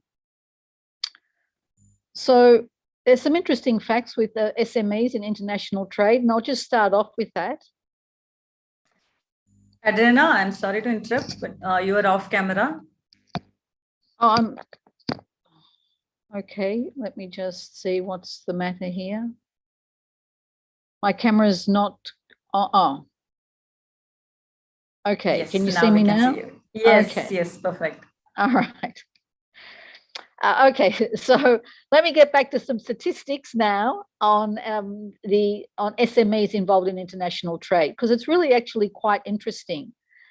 And we're starting off with the EU, and the EU here, we've got 2 types of statistics. We've got, first of all, international trade by value. And as you can see, as one would expect, that international trade by value, there's more value coming out from large companies than there are from the SMEs. But on the right-hand side, we've also got SMEs weight. So how the participation rate of SMEs in international trade. So in 2019, 99% of importing enterprises in total trade, intra-EU and extra-EU, outside of the EU, were small to medium-sized enterprises. So really, that's quite surprising on the number of SMEs who are actually involved in international trade.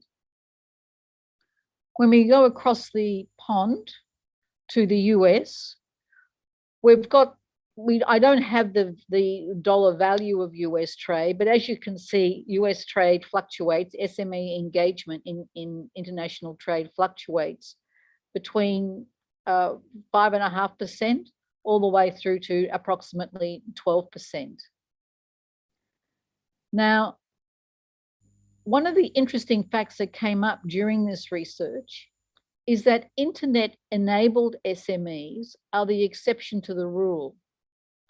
That for companies that are internet-enabled, they have access or are participating in the global economy, 99%.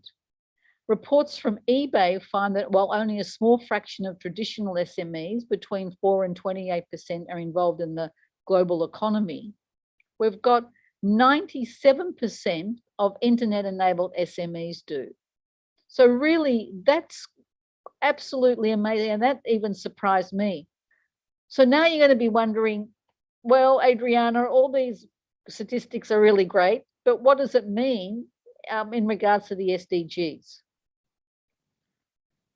The key with all this is really about how we communicate the SDGs. So we do have an opportunity, if you have your company listed, if you have your company website, and then you are able to trade globally, then you also have the opportunity to communicate your sustainability agenda to a far broader audience. And really, that's one of the biggest problems that I'm finding with the SDGs and as a circular economy practitioner, is that you can go out onto the street and you can ask somebody about, have you heard of the SDGs? And 9 people out of 10 will say no. They're completely clueless. And that's not anything wrong with them. It's simply that we're not communicating. It's just the message is really not broad enough. So even though people have heard of climate change and they'd like to shop sustainably, we still have a really long way to go before we get consumer engagement. So we've got a tale of 2 countries here, Brunei and Singapore. Now, both of them are 2 small countries, quite close to each other, part of the ASEAN region. And the reason why I've picked these 2 countries is that they're coming to a collaboration between these 2 countries from 2 very different perspectives. Singapore is looking for food security. Singapore imports up to 90% of its total food consumption, which makes it very vulnerable. And they actually have a target to reach 30% sustainability with 30% of their own food production by 2030. So that reduces that number to about 60 or 70%. Brunei, on the other hand, is an oil producing country that's looking to diversify its economy, and it sees aquaculture as one particular type of industry that can be suitable for diversity. So in a recent headline, on April 1st, this article was published that Singapore and Brunei got together in regards for agriculture and fisheries collaboration. Now, I'm not going to talk about really Singapore, because again, as I've mentioned, Singapore really comes to this, to the table looking for food security. But Brunei doesn't. Brunei is coming to the table because it really wants to grow its domestic economy through diversity and move away from its reliance on the fossil fuel industry. So as we can see, we have got micro businesses in Brunei, 39.8%, and we have small to medium businesses, small businesses, 42%. So that's a total of 82.6% that are micro to small businesses. And they make up the majority of enterprises in Brunei. And here's what that looks like. This is from the Department of Statistics in Brunei. So this is what the economic activity looks like. Unfortunately, the latest statistics were 2015. I can't get anything later than that. But Brunei is a country with under 500,000 people. It's approximately 400,000 people. So there's not a lot of people in Brunei. Singapore's a country of nearly 5 million people. So this is what their domestic economy looks like in Brunei. It's made up of a bit of manufacturing, some electricity, construction, wholesale and retail, transportation, and then we have agriculture, forestry, and fishery. Now that we've got a bit of a snapshot of these countries and who they are, Brunei and Singapore, how do they communicate their SDGs? Well, first of all, there's endless possibilities of how they can communicate, because remember, if you're an internet-enabled SME, you have a better chance of trading globally. And with that, you also have a better chance of being able to communicate your sustainability far more than if you're not internet enabled, for obvious reasons. But what does that look like? So this is actually from a Singaporean newspaper. This actually doesn't talk about sustainability or the SDGs, but what it does talk about is the future of fish farming in relationship to Singapore's food security. Now, this is very sophisticated graphic, and it's not much of a jump to move from this kind of graphic and include sustainability. We do have a bit of solar energy and algae production and rainwater collection, so there is some movement towards sustainability, how this particular fish farm manages its energy usage, its algae production, and then rainwater and water usage and water reticulation, which are very important components for sustainability. So as you can see, it's a very sophisticated graphic. This is from a newspaper in Singapore. It's also online. And this is the kind of communication that really could do very well with helping people truly understand about how things work in regards to sustainability. Now, on the other hand, Brunei doesn't do a great job.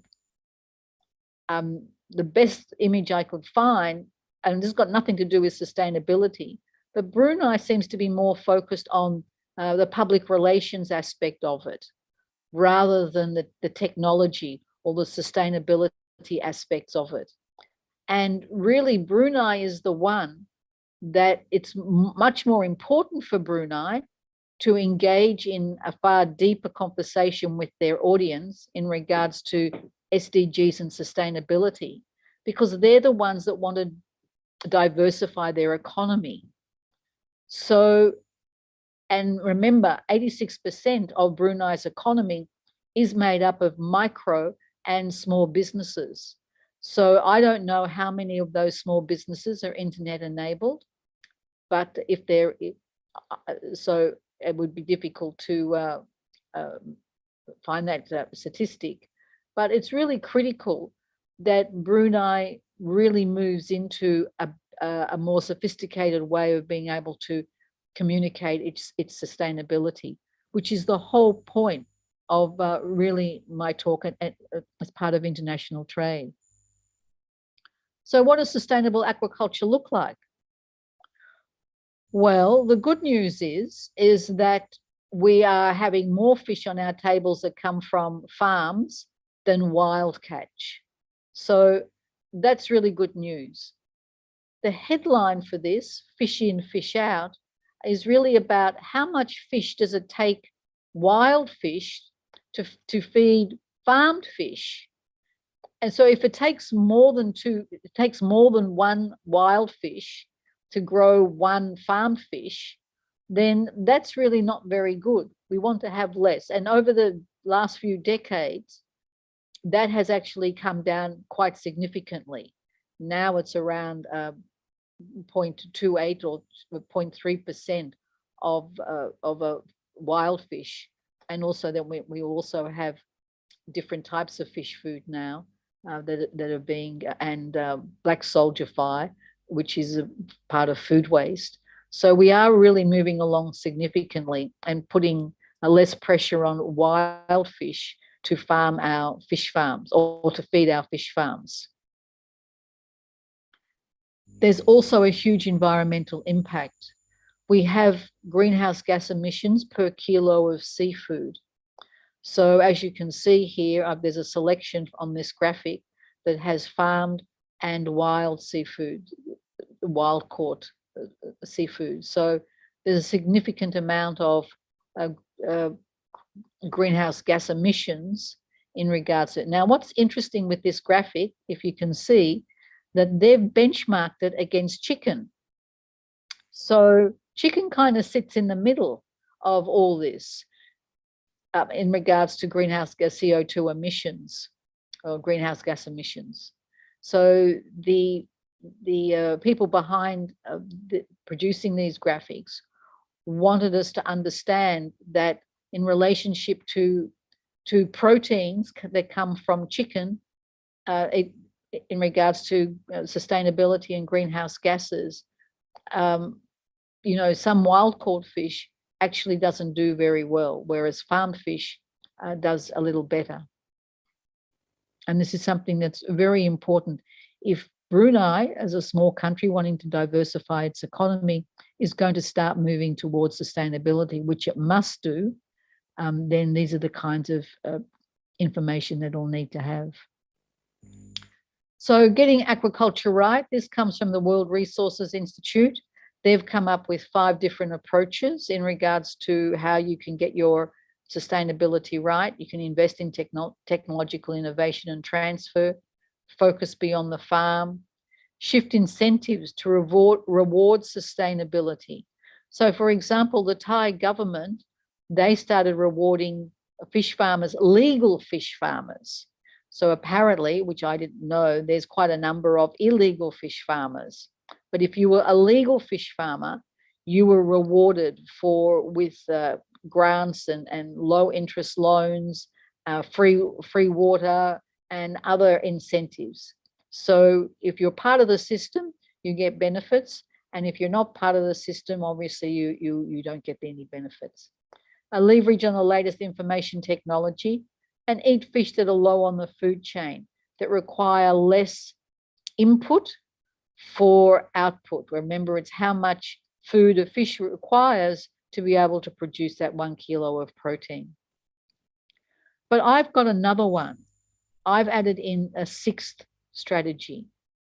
And this is really has been the foundation of my talk here today, is about communication. That's really, there's just simply not enough communication. And I'm not talking about greenwashing.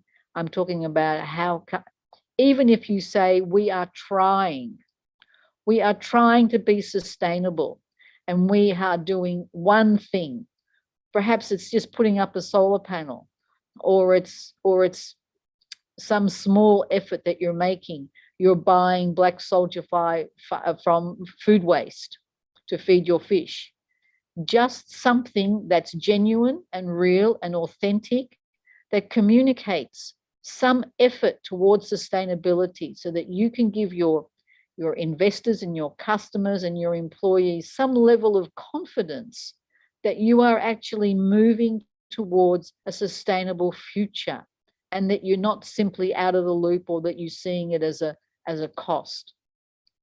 So it's really critical to, in my opinion, that this process start, and that it's, again, obviously you have to be doing something that's real and genuine. So about Circular Economy Asia, we do 3 things. We do resource recovery for secondary raw materials industry. We provide skills training to deliver circular outcomes, and we are involved in circular supply chains and resource management, around resource management. So thank you so much for having me. You can contact me at adriana@circulareconomyasia.org, and you can visit my website, circulareconomyasia.org. Thank you so much, Adriana, for that very informative session. Looking forward to working with you in the future as well. Thank you so much for joining us. Thank you for having me. Thank you. And with that, we come to the end of our powerful Sustainable Development Session 1. And before we move on to Session 2, a gentle reminder to all the speakers to keep their times. We are running a little bit late. And in Session 2, we have 4 speakers. We will begin with, wait, is this procedurally just? Did I scare you? Don't worry, this is not a question, but this is the topic of our next speaker, La Juana Chambers Lawson, the founder and CEO of Tacit Growth Technologies, Tacit Growth Strategies LLC, a global impact investment and PMO firm. And TGS is also the impact investment partner for this 3-day summit. Let's listen to her as she speaks on, wait, is this procedurally just? Highest ethical and governance standards, UN SDGs 16. Over to you, La Juana. Well, thank you so much, Aparna. I am going to share my slide presentation. We are going to be discussing procedural justice today because this is one of those topics.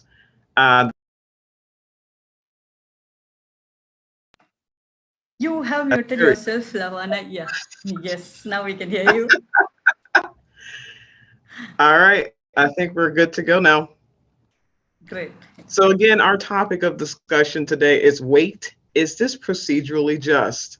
My name is La Juana Chambers Lawson. I go by the PMO CEO. I'm the founder and chief executive officer of Tacit Growth Strategies. We are a management consulting project management office leading strategy for an environmentally sound, socially just, and inclusively governed tomorrow. We've been featured in the Oprah Magazine, Entrepreneur, Forbes, Market Watch, and several other publications. So what exactly is procedural justice? When we talk about procedural justice, we're talking about when employees perceive that the processes that lead to important outcomes are fair and just. Procedural justice is based on the premise that the most fair and respectful decision will be made regardless of who it applies to. Procedural justice involves creating policies and procedures that take all perspectives and concerns into consideration. Procedural justice also involves decision-making that is based on fact and appropriate for the action. And finally, we have here, procedural justice ensures equity and fair treatment company-wide. Now, what most people are familiar with as it relates to procedural justice is law enforcement and court systems. So in the court systems, judiciary systems across the world, and within law enforcement specifically, we see this conversation, this notion, this topic of procedural justice is very common. When we think about law enforcement, the easiest example to think of or to consider is when you're driving, right? So you're driving your vehicle, you're driving a little bit too fast, you're going faster than the speed limit, for example, or you might come to a stop sign and instead of completely stopping, you have a rolling stop. Now, I'm guilty of this. I do this all the time and I need to stop it. We call it a California stop. I have to come to a full stop when I get to the stop sign. That's what we're supposed to do. A lot of us, however, are in a hurry and we don't stop completely. So what happens? The police officer might see us. They might, stop us on the road. They pull us over and they say, I'm going to give you a ticket today because you did not come to a complete stop at the stop sign. Are you going to feel that this was not procedurally just? Well, it depends on how they treat you, right? It depends on how the police officer treats you. It depends on how they come to that decision to give you that ticket. But the reality of the situation is that when we perceive that procedural justice is present, we understand that, we sort of accept the penalty. So if you know, for example, that you didn't come to a complete stop at that stop sign and someone saw you and that someone was a police officer and you end up getting a ticket, you're not going to necessarily feel that it wasn't procedurally just, right? You broke the law and you got fined or penalized for breaking the law. You understand that it had nothing to do with who you are as a woman. I'm just saying, for example, as a woman, as a Black woman, as a young Black woman, as an older Black woman, as an older, Asian woman. It doesn't matter who you are. The reality is that you broke the law. The procedurally just repercussion for that applies across the board. Now think about that in the context of the organizations that you're working within. Procedural justice is not limited to court systems or law enforcement. Procedural justice, as it relates to the United Nations Sustainable Development Goal number 16, which is peace, justice, and strong institutions, applies across the board. Okay, so what we're going to talk about next are those evidence-based best practices for founders who are driving the UN SDG number 16 as it relates specifically to procedural justice. So your highest ethical and governance standards, that's what we are constantly aspiring to as founders. Now here's some evidence-based best practices. Here are some qualities of what we like to say are really the foundation for the highest ethical and governance standards as it relates to SDG number 16. Your first one here is ethical leadership. Ethics should permeate all aspects of organizational operations, planning, and growth priorities. We should be incentivizing ethical leadership. We should also be very clear on what ethical leadership looks like within our organization.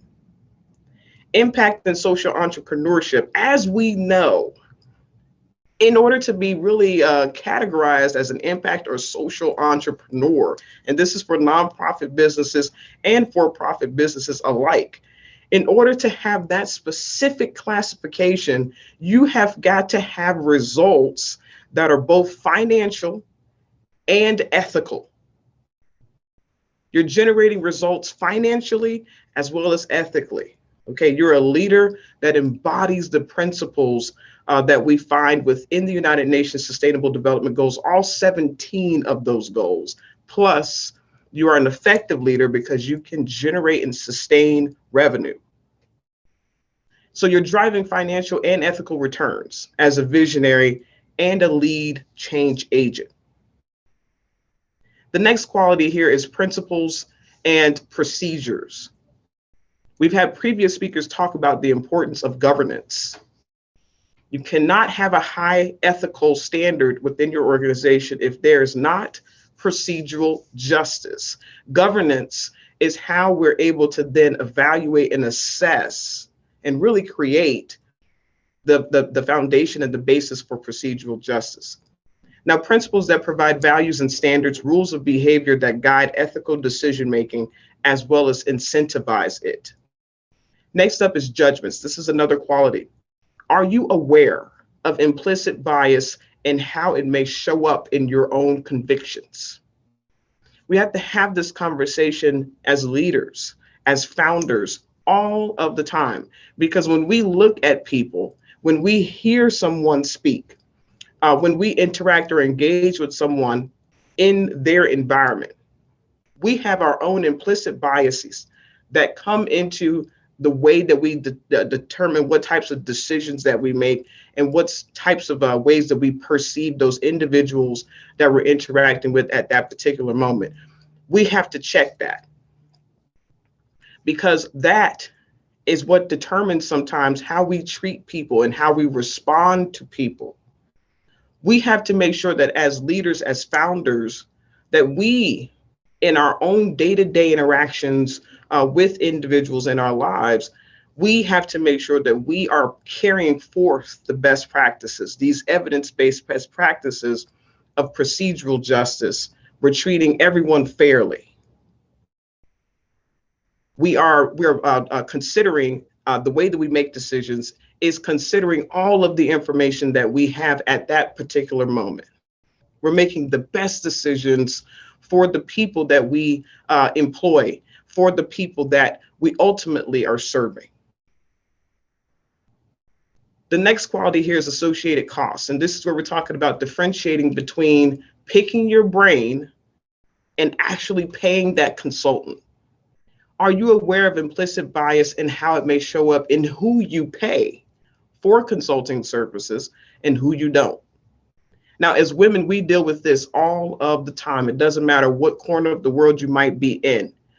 I cannot tell you how many times I talk to founders about their particular areas of expertise and how they're able to show up in the business world, how they're able to show up and how they're able to get visible and stay visible.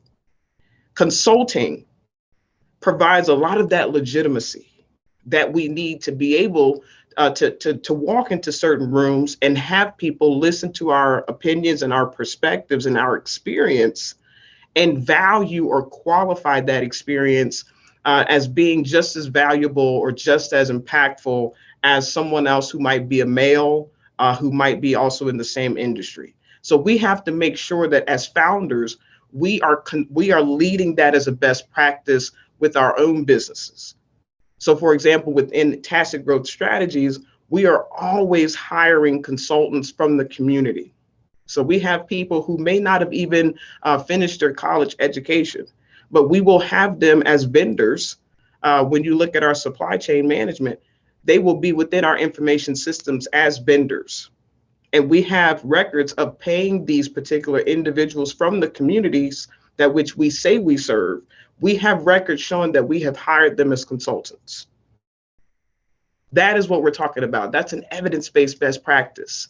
No, it shouldn't be only a certain type of person or only a certain type of people who get afforded the opportunity to be hired as consultants.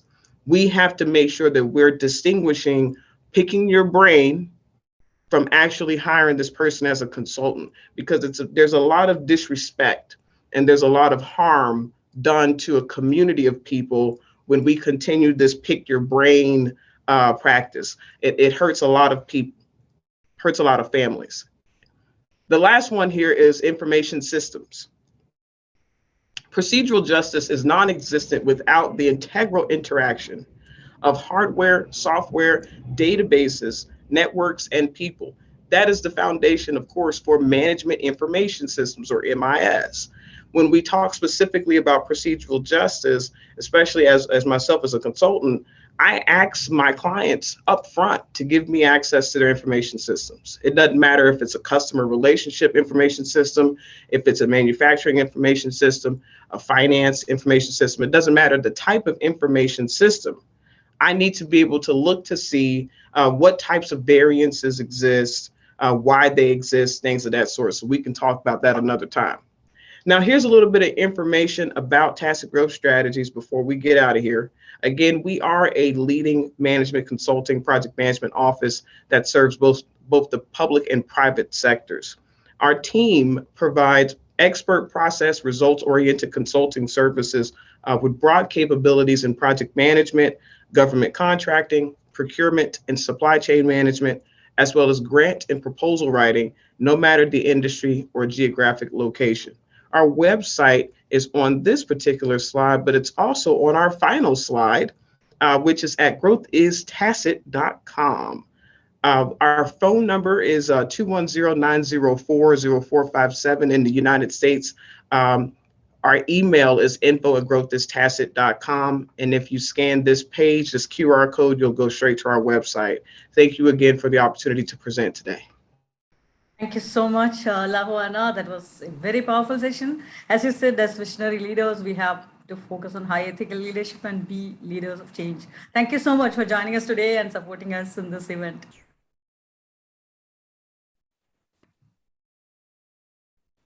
Thank you. Now we have a session by Ms. Anja Karan, founder and CEO of Thea International, and her topic is New Leaders Think and Act Beyond Global Mindset for a Sustainable Future. Over to you, Ms. Anja Karan.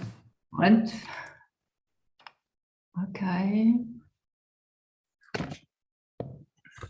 So good afternoon, good evening. I'm happy to be here, and I really, it's always a little bit difficult if you come in the second round because actually everybody told so many things about the topics, and everything what I want to say is touched in one or the other way. And that makes me always a little bit nervous if I follow everybody up. But there have been already so many nice and interesting insights and sharings that, yeah, I will try to figure a little bit around and try to add something from my experience. The topic today is new leadership beyond and mindfulness, global mindfulness. And as far as I see this, we maybe don't have to discuss it here because we are already very well on the way, and everybody here is here because they understand the main issue of this and the importance of having a global mindset. This network is a perfect example of that, and the result, if you understand this. So why do new leaders for a sustainable and regenerative future need a global mindset? That is actually the question, because sometimes if we hear that, we talk about and we think about more local business. And why local business needs a global approach. More and more, we understand that all the challenges we face, they may be coming from one point of one part of the planet, of one local area, but they affect all of us. And that is because everything is so connected. Innovations are connected, challenges are connected. We cannot step back from that. And as well, we maybe find solutions in parts of the world we never knew about that. And if we have this exchange, and if we only would think locally, we would not come to innovation and would not drive the possibility to come up really with a change what is needed. So global challenges and as well chances need global approach. And as well, for that to be able to have a global approach, you need the mindset for that. The challenges are there as well for the sustainability approach. They are on the economic side, they are on the ecologic side, and they are on the social side. That is connected, but all our approach, so far as I see that in the education still, as well in many businesses, they are linear structured. We talked about that, but the meaning of this means that there are no crosslinks, but the challenges and as well the innovations, they are cross-linked. So it is an urgent need to start and to open the mindset in this, and that means collaboration, sharing, and as far as I see it from my seaside consultants experience, and as well from my travelings and working in over 40 countries over the last 20 years, I can say that I identified 5 main topics what we really can have a look on and to see, and maybe it's a pity we cannot discuss this. I would love to discuss this with you. 5 topics to on the way to become a new leader, and as well to drive businesses into a sustainable future. The first is the global mindset. It starts always with ourselves. Everybody knows that. So it's a little bit, it's maybe a little bit tiring to stress this here, because you're already so well in that. The global mindset leads as well to creativity and innovation.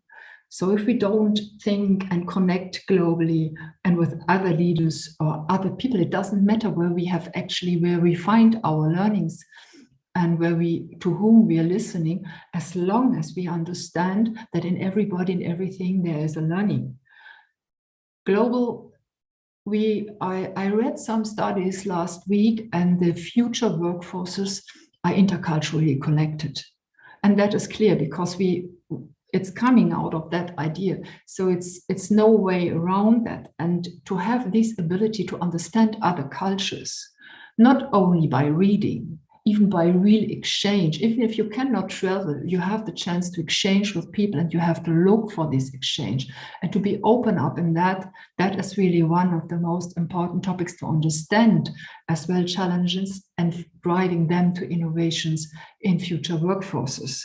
And it can lead teams to a very new dynamic, and even shift completely the idea of performance. Because in other cultures, performance means other things. You come and you can really have an awareness on learned and experienced topic fields, what gives you a completely different insight, and maybe that shifts your business in a completely different direction, and you can think things new. With our programs of over 2,000 students and school students over the last 1.5 years, I've seen that the most important thing for them meeting on global classrooms in the digital world was actually to see that they are all on one page. They share the same values. They love to listen to other aspects of different cultures, but at the same time, they don't lose their identity. They know about their roots, about their identity, but they love to connect with other people from other areas of the world. And that is one of the most interesting things I've seen, and what is really to transfer in workforces, because this is a kind of openness and curiosity, what is not only for young people, but it is the basic of driving innovation and become creative. And as well, to drive trustful and loyal relationships. Even we all know that we are here connected, and maybe we never meet physically. Maybe we have the chance, maybe not. But to be able to connect on a level like this, to come as well to topics and to show maybe vulnerabilities, or to share very insights, really share them, and not coming back and showing only our forces, even sharing our limits, talk about that. That is as well something what a new leader with a global mindset has developed. So it's going beyond. And only if that is possible, we can lead in a different way, maybe innovations, maybe a completely different understanding once more. So coming to, again, to a new leadership, I think highlighting sustainability and my experiences in these different fields of businesses as well in grassroots areas, I think we come up more and more with holistical approaches. There's actually no way around. And it is about a different way of product development. So we will ask ourselves as leaders, as mindful leaders, if this product, what we develop it for whom, and is it really needed? And what do we take from the earth, and are we able to give it back? So this kind of thinking will be a completely different one if we know about other countries and the effects on other areas in the world. If we don't know about it, we never would care. We never would understand. We never would understand the limits in our ideas, and we drive like everybody did before, faster, higher. That is not the approach anymore. And I think if we are able to connect differently with all the cultural knowledge around, we will be able to find a holistic approach as well in the product development.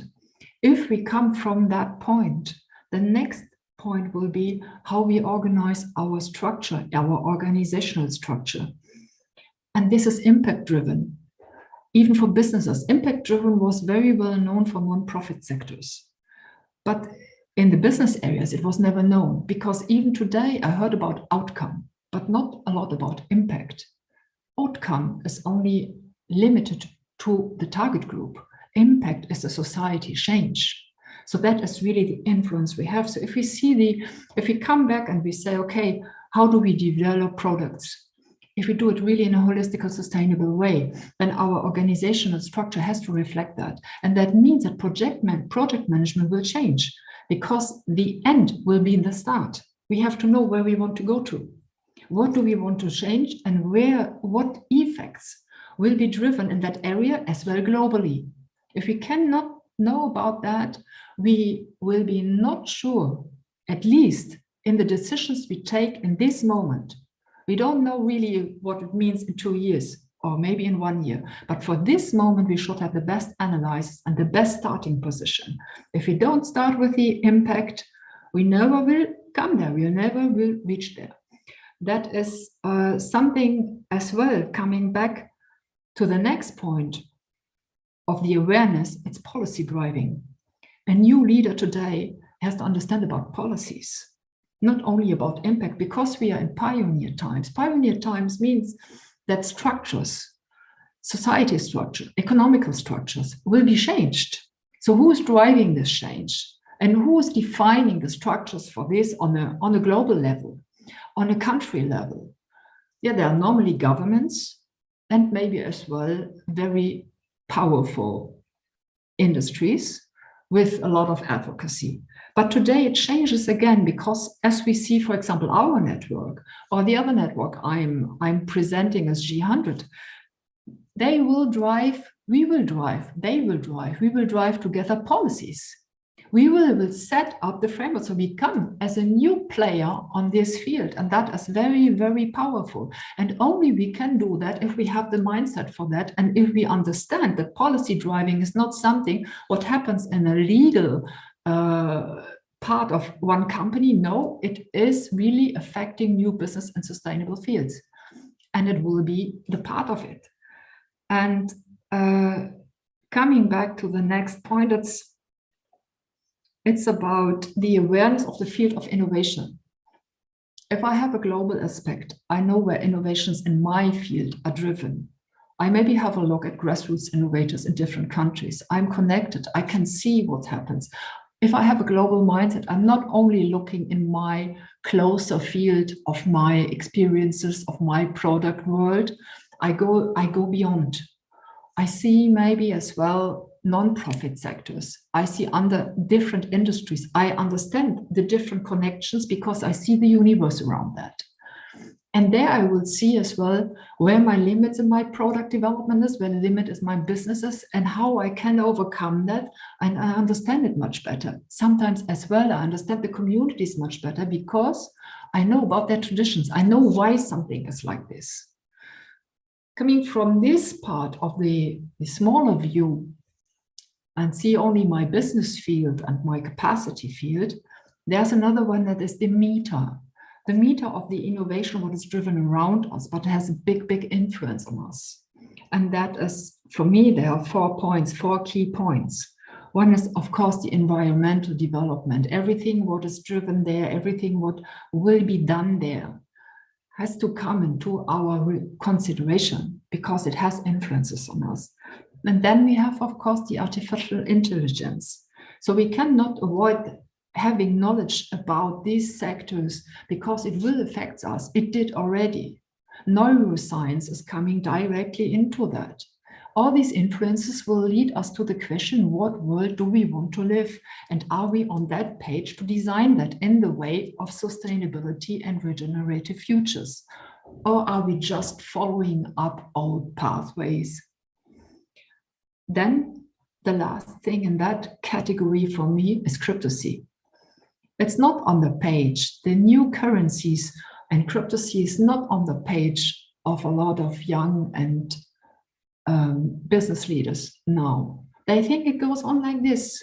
Only a few people have a view, an eye view on that. No, it won't. The financial systems of us are already changing. When I was coming from the capital market 20 years ago and today, it is a completely shift what's going on. And not much knowledge is provided on that. As well in the influences of artificial everything what is actually driven purely in the internet is not really visible for a lot of different generations in our age and even younger. I can tell you the young people I'm working with, about over 1,000, they don't have a clue about that. It's not only that the young ones know that because they are young. It's not true. They have it and they think it will continue in the way it does. And that leads us as well to a very important point. Where do we find money in that? And there are new investors coming up, impact-driven investors. The venture side is changing.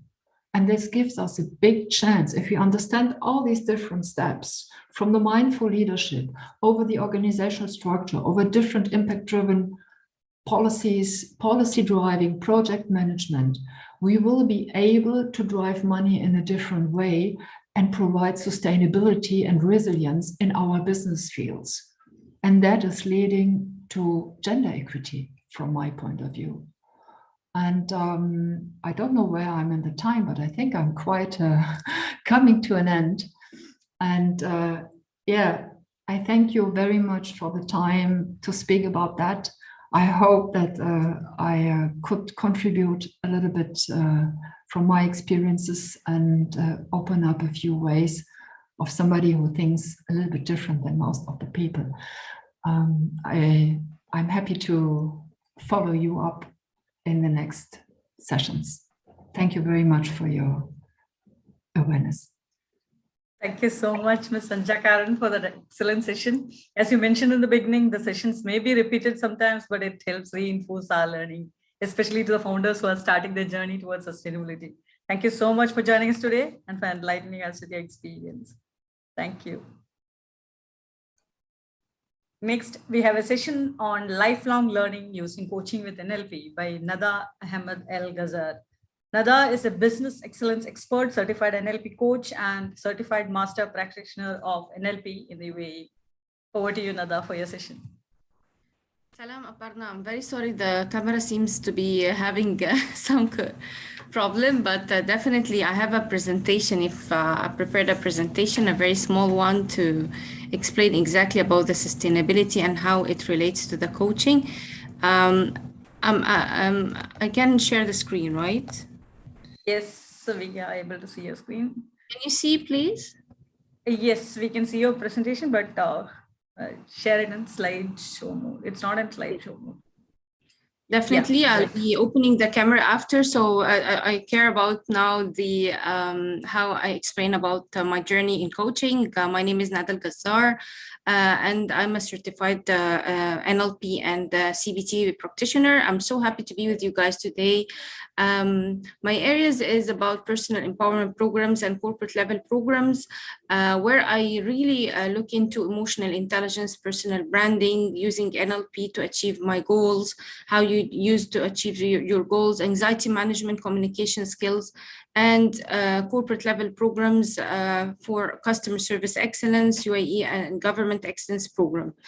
I want to let you know about my story in very brief terms. How I started, it was from 2002, where I have been working in more than 8 companies in diverse fields, where I have ended currently working as business excellence expert in Rabdan Academy. It's a policing academy.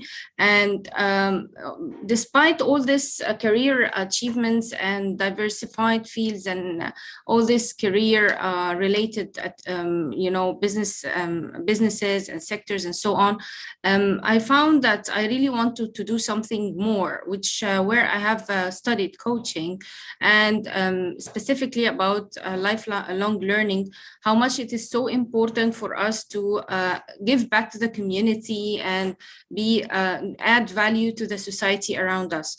So I had a challenge from where to start, what courses can I take, but actually one of the very important things in lifelong learning is to take action, to go and study and do whatever you want to give back in any sort of giving back to the community, which is a passion that you have or any course that you want to take. Here I have actually studied NLP and coaching, and my journey to lifelong learning has already started, where I'm going to be showing everyone how. Actually, sustainability is very important to coaching. When you speak about sustainability and coaching, is how much we have to pursue a lifestyle that we want, to reinvest in professional development as a coach and giving back to the community. Having the same level of ability to maintaining the coaching on the same level and continue giving back despite every challenge that you face.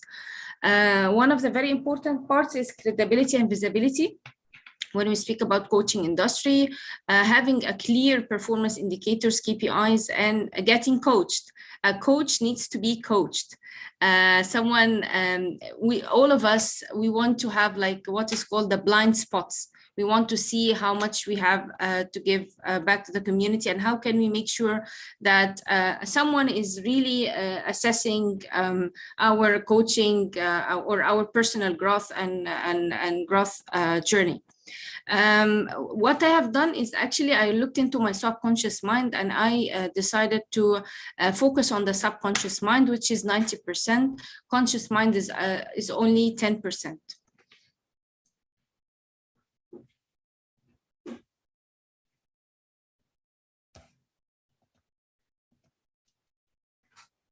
Can you see me?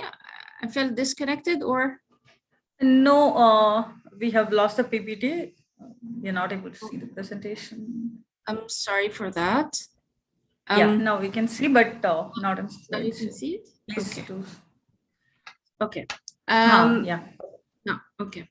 So now, actually, what I have also made sure to do is to have a growth and innovation mindset, which is making sure that we are already giving a growth mindset and making sure that we are pursuing our personal growth, not the fixed mindset, because the fixed mindset, it says black or white, but a growth mindset is a continuous improvement mindset. And this is what lifelong learning is all about. It's about continuous improvement, is about learning continuously in a journey of self-growth and making sure that this growth is also reflected on the others as well around you. What every mother has a challenge in is having a work-life balance, with where I've really solved this into finding my work-life balance, into giving training inside my organization. So I looked into my organizations. I started to give trainings about coaching and about communication skills. So I started from my organization, and I won the Sharek Award for knowledge sharing. And I also was nominated as an employee happiness ambassador and program ambassador. So the solution that I really advise each and everyone to be sustainable and to continue having lifelong learning is to start from where you are and look into opportunities in your current status. For example, if you are an employee, look into opportunities in your current company or organization. Then I've started also giving a lot of corporate workshops, for example, effective communication skills, the 7 stars communication skills. And this is actually my whole program lies into giving corporate and as well personal empowerment and coaching workshops.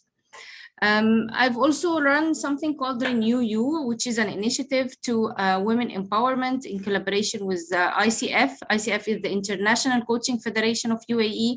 And I have also I've also started working on the self-improvement of women, how women can have self-empowerment, how they can give back, how they believe in themselves, have self-confidence. And not only women, I also started to have coaching workshops with kids, giving kids and youth a lot of workshops into the area of self-confidence, anti-bullying. And I've created something called Bullying Prevention Kit, which is more about the empathy and the empowerment and tolerance. And this is actually, if you know about the Ikigai, if you know the Ikigai, if you know your purpose, this will lead you to have a sustainable business. I want to reassure about the Ikigai, and it is exactly where your passion, your mission, and your profession meet in the middle, and this is the Ikigai. So in between the 3 of those, you will find yourself in doing something that is of your purpose, to the purpose to your life. The thing that you need to really focus on, where the sustainability will come. If you know the Ikigai, the sustainability will come after that as well. I have also done a lot of talks in the International Coaches Forum, in other International Women Entrepreneurs Show, Global Women Empowerment Conference, and conference talks where among the way that I have given back to the community and working on the lifelong learning. Raising awareness on TV is another way to lifelong learning. Every experience I went on TV is how much I have gained more confidence in myself, and how I have been able to speak in public and raise the awareness about the topics that I wanted to speak about. So it's again, the challenge is, how can I spread the knowledge? Many businesses want to spread the knowledge about their businesses and want to make sure that they are already raising awareness, but they don't find the right platforms. And finding the right platforms that's suitable for you is requires a lot of research, and requires also to take an action towards that. Keeping resilience. Resilience is another part of coaching, and resilience is so important. The personal resilience is how, when everything goes down, you keep going. And this is exactly the lifelong learning, how every coach needs to be turning all their businesses into online. How we have to deliver online crisis time in any place that we are not able to deliver the right mode of being face-to-face. We need to go online, and this is how we learn about the online and the other different modes of giving your business, providing your business to the clients. So I had a lot of challenge actually in going online, where we as coaches, sometimes we were a little bit overwhelmed with what was happening in all the world. But definitely personal resilience means that you need to keep going despite any kind of crisis happening. We've launched also our business, which is a family entrepreneurship, which is Maureen Oud and Perfumes. It's an oud and perfumes, and launching new business as well in the crisis time. It was in the 2022, and we have learned a lot from this business launching, how much we have already experienced having a business in the darkest moments, which is the crisis time, and not making sure, not really being sure whether this will go on or not, but definitely give us a lot of push to launch our business even during COVID time. And I always say lifelong learning means also taking credit for all your achievements, and having the pleasure of enjoying the success that you have. For each and every business, it's very important to take a step back and see what you have achieved, and also enjoy the celebrations and achievements that you have. So these are my programs. If I'm speaking about coaching and the personal empowerment programs, individual coaching and corporate level programs. And I'm very happy to connect with everyone on my LinkedIn and my website as well. Thank you so much. Thank you so much, Nada, for that excellent session on lifelong learning. As you said, giving back and adding value is something to the community is very important. And for that, lifelong learning and self-improvement plays a very big role. Thank you so much for joining us today. Thank you. Thank you, Aparna. Thank you, everyone. Thank you. With that, we come to the end of our powerful Sustainable Development Session 2. And let's now move on to Session 3 to listen and learn more from our next set of powerful speakers. In Session 3, we have 5 speakers. We begin with the role of technology to support energy transition and create economic sustainability by Mireille Tolekima. She is the Managing Director, MT Energy Resources, Australia. Over to you, Mireille, for your session. Good day, everyone. Nada, yeah, thank you. Can you hear me? Yes, we can. Okay, I have a presentation as well, so I'm going to share my screen.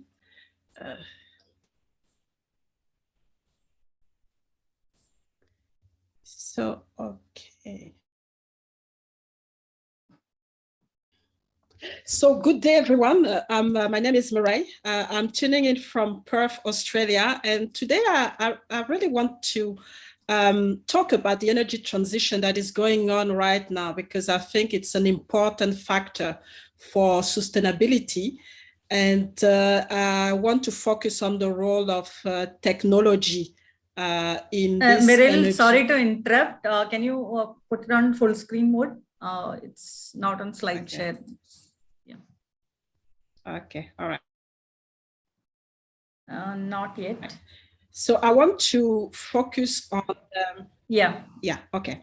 I want to focus on the role of technology, and you probably see that technology is part of our everyday life, and that's also a key, a key thing that we need for, generate energy, but especially as we move to clean energy. So just to tell you a bit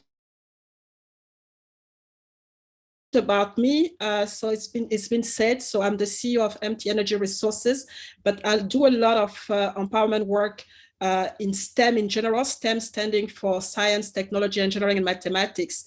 And I've worked around the world. I'm an engineer by background, petroleum engineer, so I've worked in the energy sector. It's been more than 25 years, and so still, continue to enjoy having an impact in that energy. So just to give you a little bit of context on what's going on and what is the status that we are in and how the transition is really important, the technology at the same time.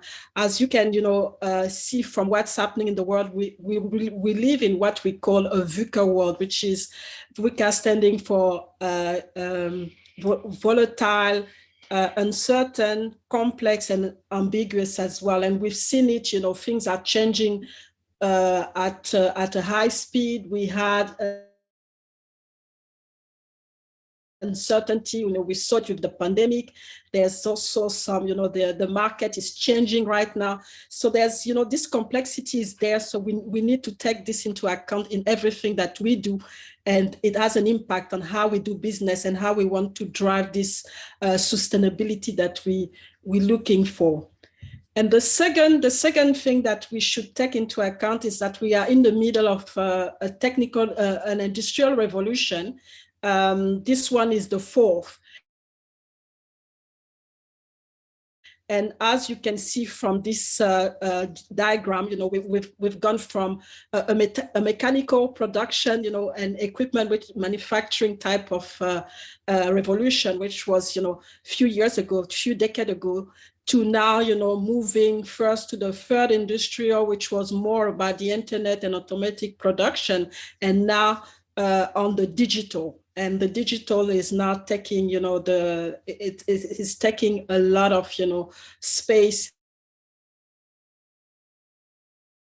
in every single industry. And I think now it's everywhere. We have, the digital taking the central stage for everything that we do. So the technology is really important into our life. And it's becoming even more important with all the new technology coming in, AI and all the revolutionary, things that we see right now going on. So there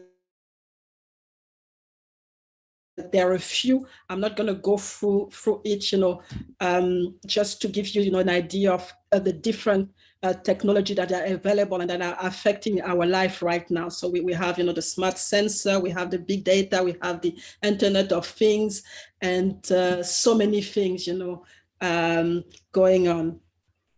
So those are two things that are actually impacting us and are playing a role in the sustainability, especially as we want to aim to those and have those sustainable goals reached in 2030. So just to give you now the reality that we are in, but looking at it more from an energy point of view. So what we've seen is that for a century, we were using a lot of the what we call the fossil fuel, which is oil and gas, for energy and all kind of, thing that we needed to generate energy at home or, at an industrial level. And in the 20s, we started the transitioning through, something cleaner, because there's a climate change going on, there's green emission, and we really need to reduce this green emission. There've been, several platforms, the COP26 recently, just looking at how we can, focus on producing clean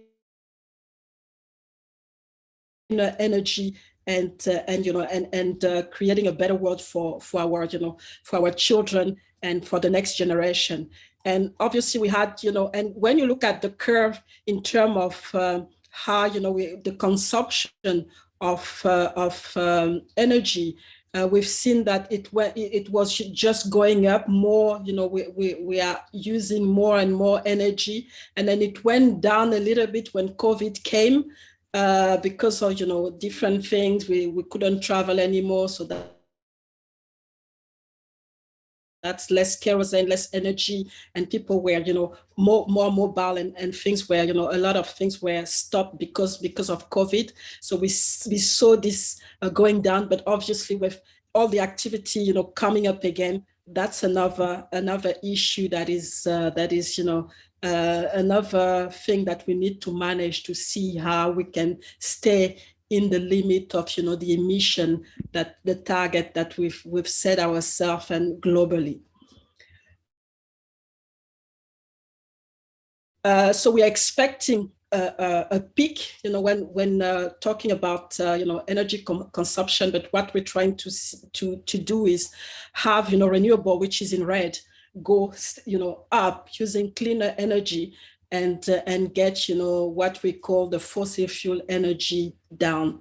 And it's a challenge. And as you're gonna see, people think that it's just the problem of energy company.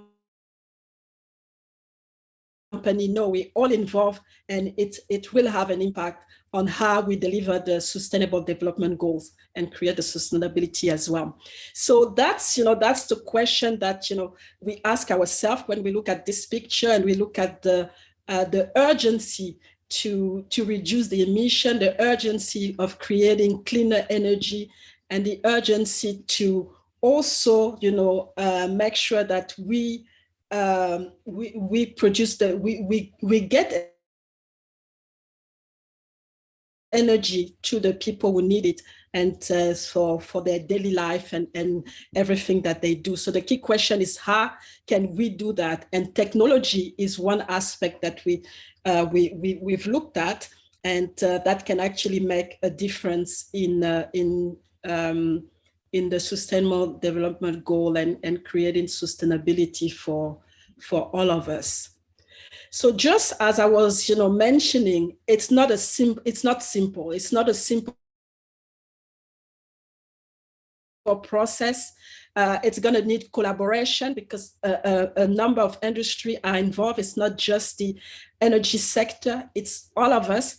As you can see, there's if we move to cleaner energy, there's the possibility to use thermal energy, but thermal energy, it's water. So what is going to be the water footprint? So we solve a problem, but we move to another problem.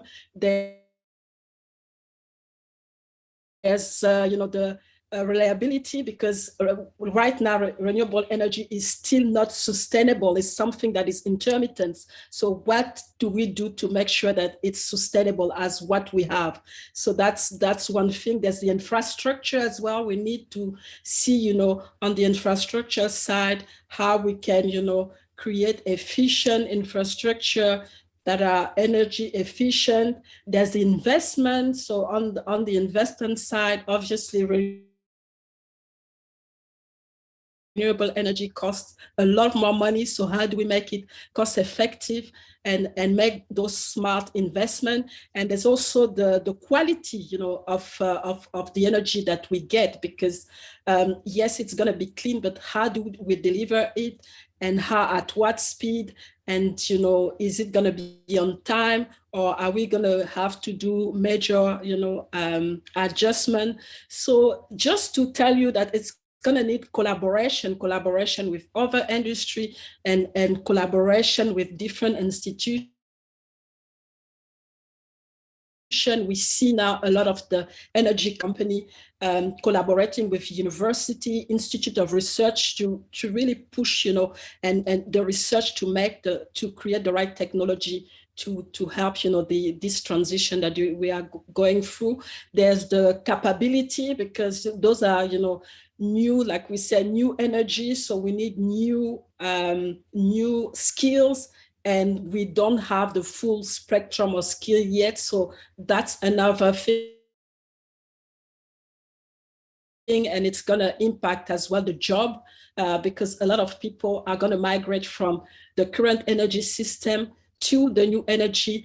What are we going to do with them? Are we going to upscale them? So it's a lot of things to coordinate. So there's a lot of collaboration to be to be done in between, and also the flexibility. We have to create this flexibility in the system, how we're going to collaborate and how we're going to implement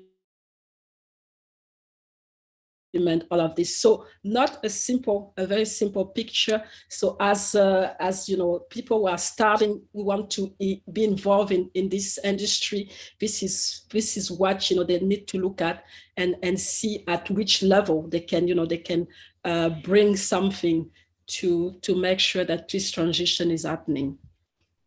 So just to talk about a few of the technology that are actually helping right now, we have, I talked about, you know, the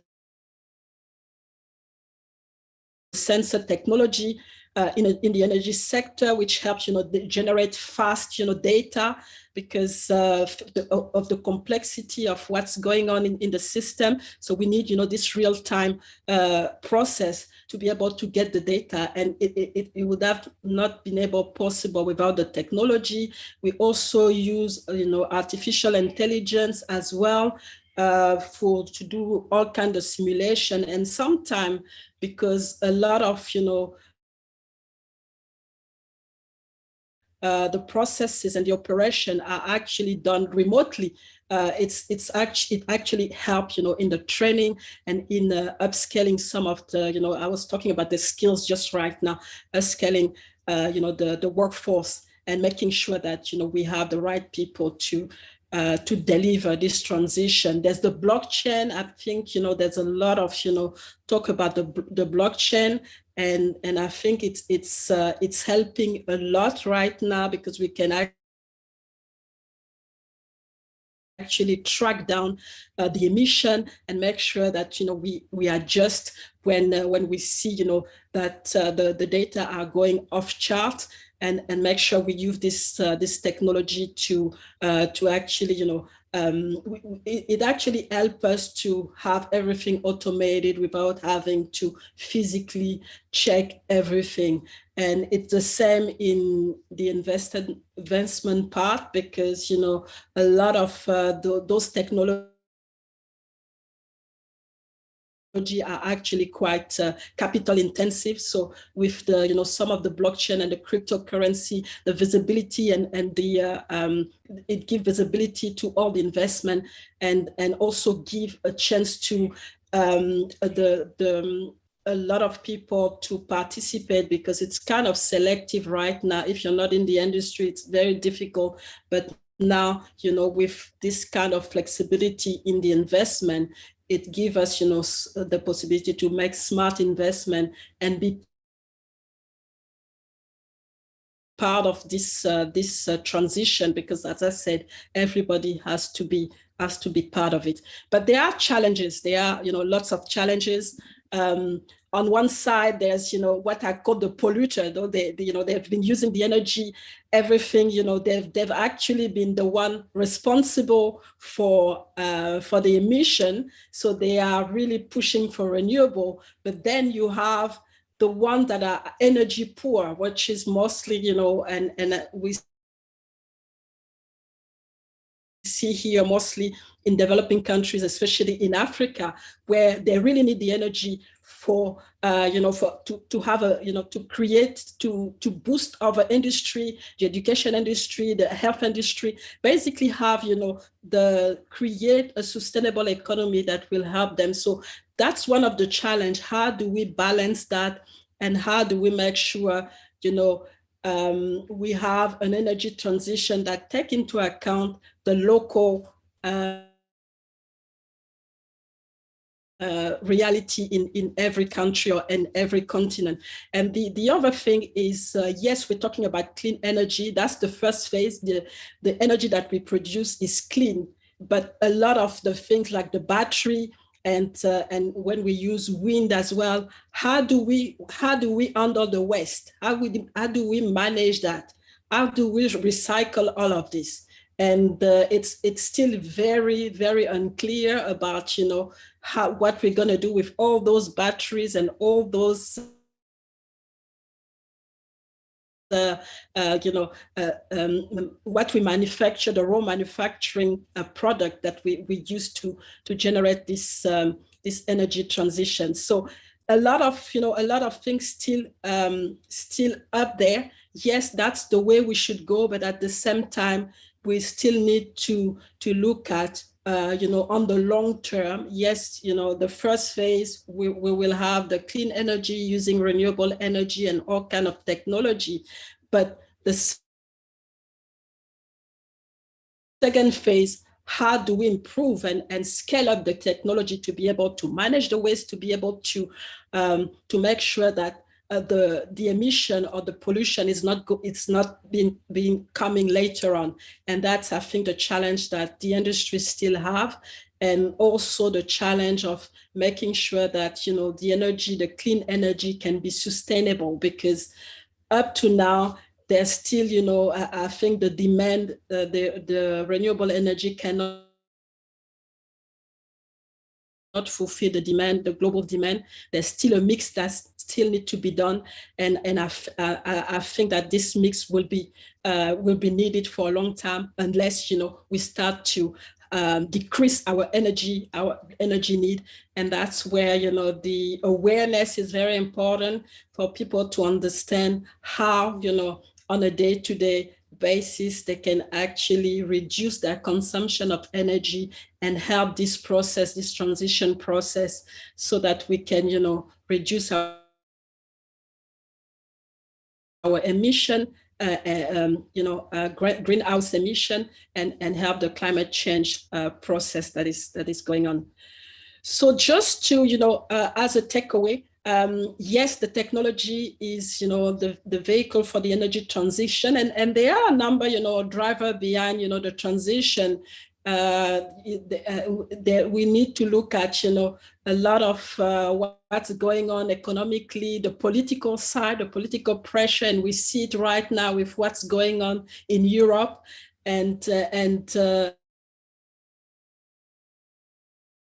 but obviously the technology is the most critical, as I mentioned. Another point that I really wanted to leave you with is that the energy is visible, it's available, and we will be able to produce this clean energy. But is it going to be, is it going to be sustainable? And that's where, we need to see what's going to be the mix. Are we going to continue to use, fossil fuel fully? Are we going to mix, have, a mixture of that? And I think it has to be addressed first locally, like I mentioned, because the situation are different for the different continent and the different country, but also look at how things can work for each one, each country and each continent, and address the challenge that are in front of them first. And then the clean energy, the transition will require still a lot of investment, and that's something that we need to look at. A lot of investment, but at the same time, we have to look at how smart, we're going to invest in this energy to allow the transition to happen. But obviously, the sustainability as far as the energy sector, the energy transition is concerned, is technology is key, and energy is at the center of everything. Like I said, energy will impact, will impact, health, will impact different sector, and so it's going to be a key and a central thing to manage as far as the Sustainable Development Goals is concerned. So that's all I had for today, and so if you want to continue the conversation, or contact me, these are my details, and thank you for the opportunity to share. Share on such a very important subject, and on this beautiful platform. Thanks a lot. Thank you so much, Mireille, for that really eye-opening session. And as you mentioned, we have reached the tipping point, and it's high time we took action. Thanks for touching upon the urgency to migrate to cleaner energy. And as you said, collaboration is indeed the key. Let's hope the listeners today will think about this and join us in our mission of building a sustainable world. Thank you so much. Next, we have the session, The Power of One, Lifelong Learning, UN SDG 4 by Phi Wang Nguyen. Phi Van is currently an advisor to Project 844 under Ministry of Science and Technology of Vietnam on startups and innovation, board member of Asian Business Angel Network, chairwoman of Vietnam Angel Network, and is an angel investor with a portfolio of 24 companies. Over to you, Phi Van, for your session.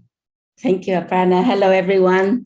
In Vietnamese, we say Xin Chào, and it's 10:30 p.m. in Vietnam, so I don't know what to say, whether it's morning or good afternoon or good night.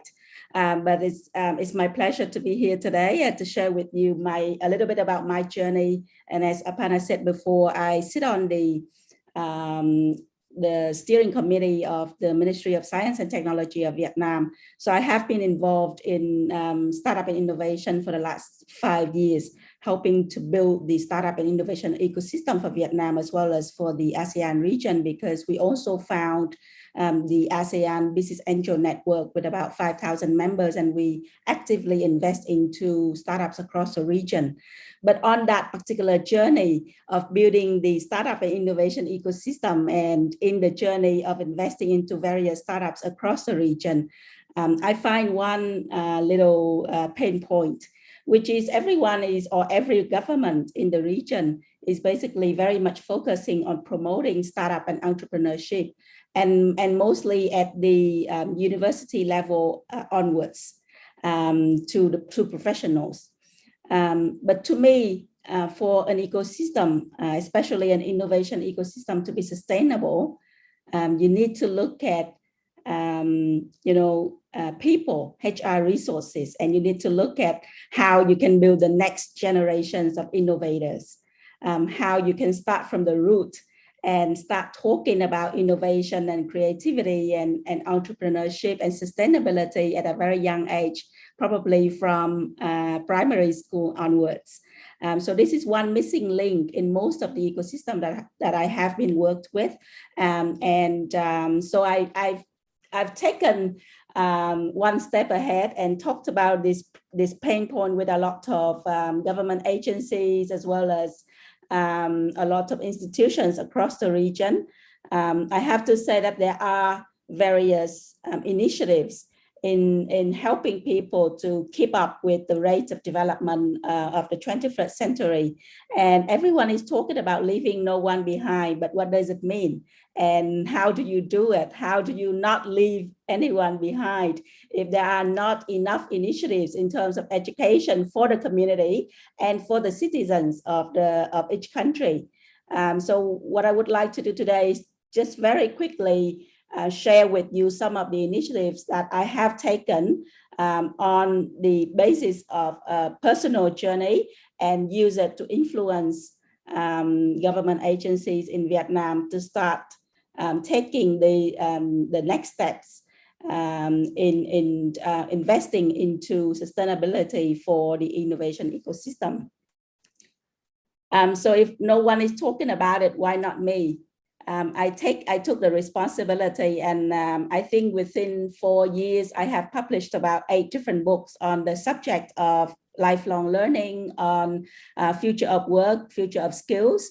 And all of a sudden, from an angel investor, I became the best-selling author in Vietnam for some reason. So now a lot of people recognize me as a writer more than an investor. But that's to say that, there's a lot that you could do using your own power to actually influence the ecosystem. But so since I started writing, a lot of other entrepreneurs started writing as well. And now there is the whole education agency in conjunction with, formed by the government in conjunction with a lot of media to promote lifelong learning through different channels, and also to promote writing from entrepreneurs so that they can share their stories and share their points of view, their perspectives for everyone to actually learn from. And then I thought, okay, so I wrote, what about I do something else, because we're living in a online world, and for some time in the past 2 years we were stuck at home. So okay, let's put together a blog, and so I wrote blogs, and I created e-learning courses, about 10 of those on my blog, and also podcasts, and share it for free to the community, with a lot of surprise. Within 4 months of establishing the blog, my blog members reach about 1.7 million. So that's to say that a lot of people want to learn. It's just that I don't know how they can actually access the information or the knowledge that they would like to have, especially knowledge that people in the innovation world or the technology world can hold. So courses like agile mindset, like how to manage yourself in the changing world of technology, like how to be more human in a technology world of AI and robotics. So those are courses that I put on for free to the community, and it created a lot of buzz in Vietnam. I open it up for all the institutions to have the material for free. And a lot of the big corporations also ask if they could have this resource to help their current employees to learn and to unlearn and to upskill. So that's creating a lot of buzz in the market for upskilling, for learning, for future of work and future of skill, and also lifelong learning or non-traditional ways of learning. And so I sort of said to myself, and I shared with you before, we talked about innovation and startup, and yet we're not doing enough for the educational system, especially in public schools. And to change an official education system of any government is a really difficult job. Trust me, I have tried it, and I have actually put my head against the wall so many times. So I said, okay, if that's the case, then let's do something different. So I founded this project called Library of Dreams. It's basically a library for primary and secondary school kids. And it's all the books are basically on creativity, innovation, and imagination, so that they can be just like sowing a seed about innovation and creativity in the kids' minds, so that they can start learning from a very young age and become innovators in the future. So to date, we had opened 90 different libraries in 90 different primary schools around the country. And our goal is to establish 1,000 libraries in Vietnam across different regions, so that all the kids can get access to learning about innovation and entrepreneurship from a very young age. So this particular project is now so founded by myself, but now has become a government-funded project because of the effect that it has brought to the society. So that's another initiative that I founded. And so then I said to myself, okay, so primary and secondary school kids, they got access to the innovation libraries. What about the teenagers and the tertiary students who don't want to just stay at home and read, and want to do something, and want to actually participate in projects, and want to participate in society? So I said, okay, let's found social innovation incubation programs for these kids. And teach them stuff like design thinking, stuff like project management, stuff like entrepreneurship, like presenting, like getting people to invest into their projects. And these are all social projects, right? So the kids, when they get into the program, they basically go through a 7 month of incubation, very, very intense, like a startup incubation program. And all they do is they go out and find a pain point in the society that they would like to solve. And then in teams, they come back and they work work out their solutions or ideas, especially with the involvement of technology, so that they can solve a certain social pain point.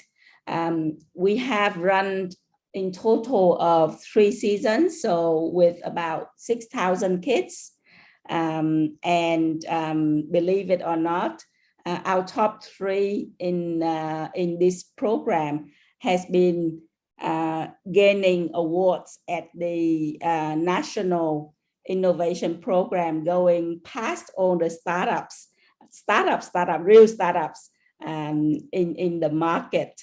All the judges, when they see these kids like from 12 years old to 16 years old, presenting their solutions, their innovation solutions for social problems, they get very amazed. So after 3 seasons, this program is now adapted by the Department of Science and Technology and also the People's Committee of Ho Chi Minh City to launch it as an official citywide initiative for all the kids in secondary and tertiary schools. So that's another way for the kids now and the teenagers now to go out and learn and be adapted to the unknown future in a very different way, and also sow the seed for themselves to start learning themselves, to start solving problems while they are learning, instead of just learning knowledge academically. And so, of course, I'm an investor. So I have to talk to myself and say, okay, how do I contribute to lifelong learning and sustainability by investment? And so these are some of the startups in my startup portfolio that I have invested in. So Arki is a innovation education program that helps kids and young people and also big corporates to actually solve issues using design thinking. I also invest into a company called Hecate, which is an AI startup, and they use natural language processing.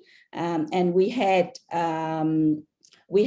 a virtual celebrity using our AI, talking to kids around Vietnam and answering all the questions that they may have about anything that they can't talk or ask anyone else in life. So this is an AI that's now that has now been speaking to around 15 million kids in Vietnam within the past 4 years. Believe it or not, 15 million. And we have active users, almost a few million active users at the time talking to this AI.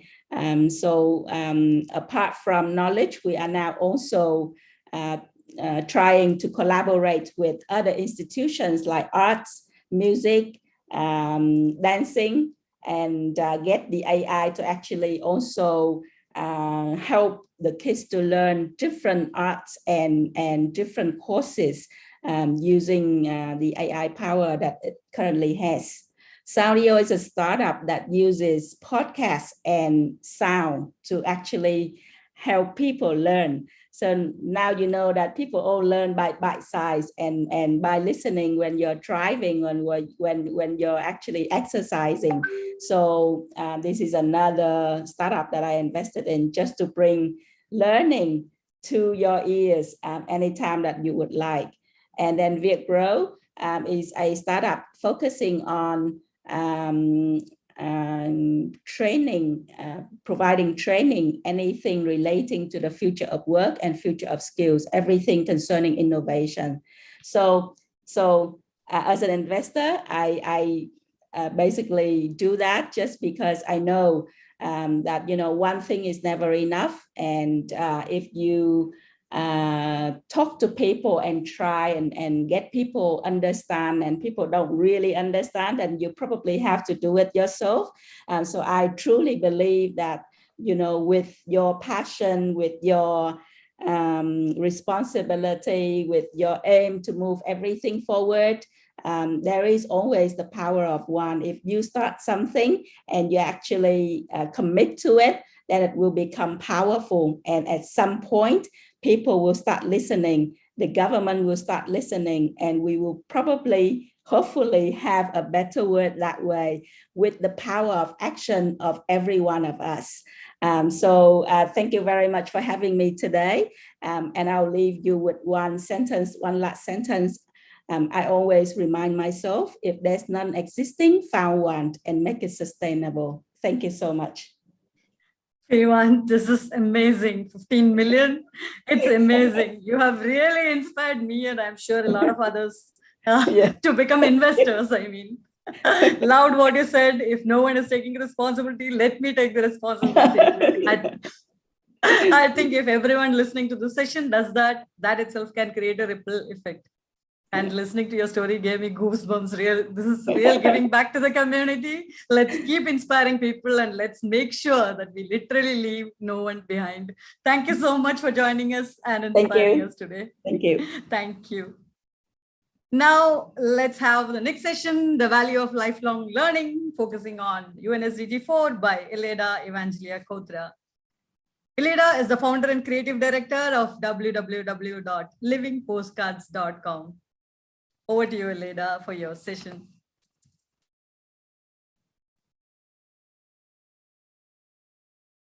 Eleda, you have to unmute yourself. I think we are not able to hear you. I'm so sorry. I'm so sorry. Thank you. Let's start from the beginning. It's nice to be here with you. It's a great opportunity. Thank you very much for the invitation.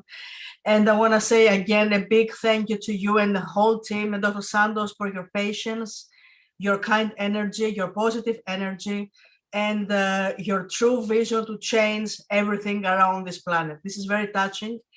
And without, it's not a compliment, I truly believe it, we need people like you. So, my name is Eleda Evangelia Kotra. I am a campaigner, I run a campaign against domestic violence. I am a digital marketeer and an entrepreneur.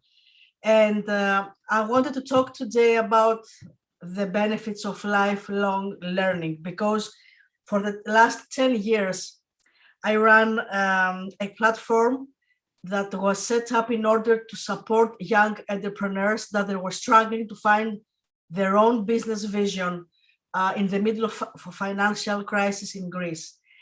And the last 10 years, I had the luck to know a lot of hundreds of new entrepreneurs that they were over 40 or sometimes 50 years old, that they were trying to change their mind. They were trying to change their own mindset and the ways that they were educated in order to find their own business path. And during the last 2 years with COVID, we all know that we had to experience a big change in the way we live, in the way we work. And first of all, we had to change the way we think about everything around us. Lifelong learning has some gifts for us. And one of the best gifts is that lifelong learning helps us adapt the change. Because society, it's true that it's a state of constant flux. Everything changes every day. So we have to be alert to everything that it's new. And the lifelong learning enable us to keep up with society changes, especially technological ones. And this is very, very important. Lifelong learning creates a curious mind. As my favorite Steve Jobs said, be foolish, be curious, because if we stop learning, we have to keep learning, no matter the age, no matter the possibilities that we see in front of us. We have to make our mind young. And in the times that we're living, that ageism is a big problem. We must not be, we don't have discriminations, age discriminations, because there's an old quote that says, old dog never learn new tricks, where it's not true. all the people can learn new tricks because everything around us is new, it's different. So we have to be open. And the more older learners, as I say, discover new things every day. And they share this experience to the society because we make new friends, we can make new valuable relationships. And it's a time to reset not only our mind, but to be together, not only through online, but to meet each other, to exchange knowledge, to share our own tips, our own life tips all those years, no matter in which life position we are right now. Life learning opens the mind. I think that there's nothing more important than travel, work with new people, listen to new ideas, even struggle to accept the idea of other people's, because that makes you a better person. And finally, at the end of the day, you are already a better version of yourself. This is very crucial. And I think that we are more, we're people that we're activated in our community. We're not in a state that we learn something and we continue to do the same thing, because it's nice to exchange all those ideas and to know what's going on around the planet. I had the chance to meet a lot of women that they're very dynamic and they want to change they want to find their own path, and they don't really care about their age. And they are willing to change, they're willing to learn from the beginning everything. And I have many great examples of successful women, especially above 40 years old, that they learned everything from the scratch, from the beginning. And women that people, they were not sure that they will be successful, but they are successful, not only because they believed in themselves, but because they were willing to change their mind, and they wanted to know everything. It's very important for us to want to know, because it's not only about academical theories. You have to have the will to accept everything that is new around you. And basically, we all have some abilities, but as we grow older, and even if we don't work full time, it's a great opportunity to discover more abilities, because sometimes we're stuck in the way of living, or we have learned some things, and we think that it's very difficult for us to accept more. But this is not true. We can always find new people to work with. We can always have new collaborations. We can travel. Thanks God, I think COVID is in the end. I'm sure that it's a more positive era in front of all of us. And we can have the opportunity to learn more and to make lifelong learning a true mindset of our time. And I think that ageism is a problem. I have to deal it sometimes, because I know a lot of people that they were struggling to have new experiences, to work, new opportunities. But first of all, they have to be sure about themselves, because society, it's not 100% ready to accept that people are able for lifelong learning. I know people that they have taken degrees and they are 60 years old. I have a person that she works a very big technological Colosseum brand, and she's 50 years old. So I think that it's all about ourselves. We have to believe in ourselves. We have to collaborate with people that they are already open-minded. And you know what, the same mind is like an aerostator, you have to have it open and ready in order to fly.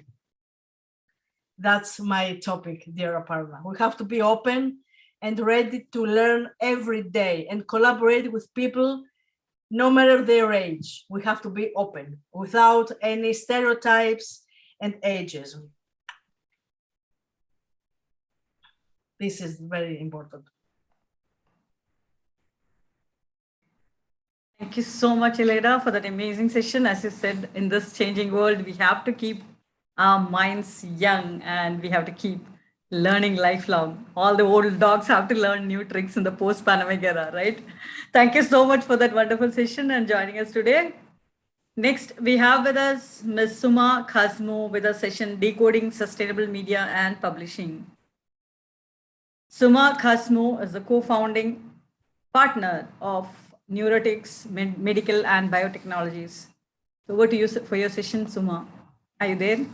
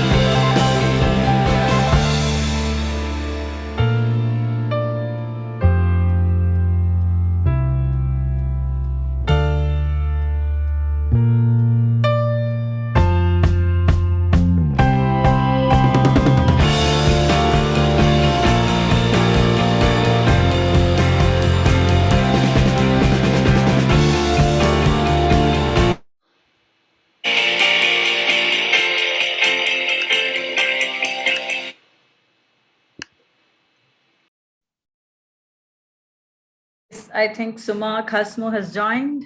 Suma, over to you for your session. Suma Khasmo is the co-founding partner of Neurotics Suma Khasmo is the co-founding partner of Neurotics Medical and Biotechnology. So over to you for your session. Decoding Sustainable Media and Publishing. Suma, can you hear me?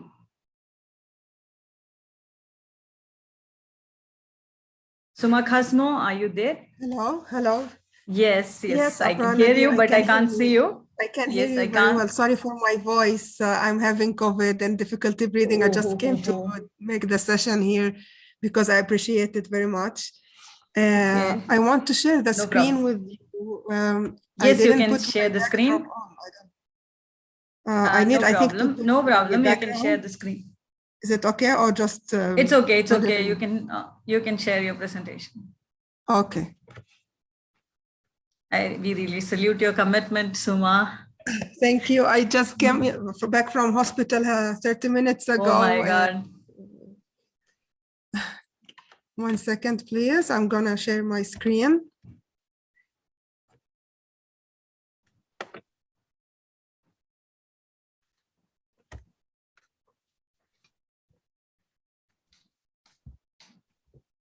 Can you see my screen? It's just loading. Yes, it's yeah, you can make it full screen so that.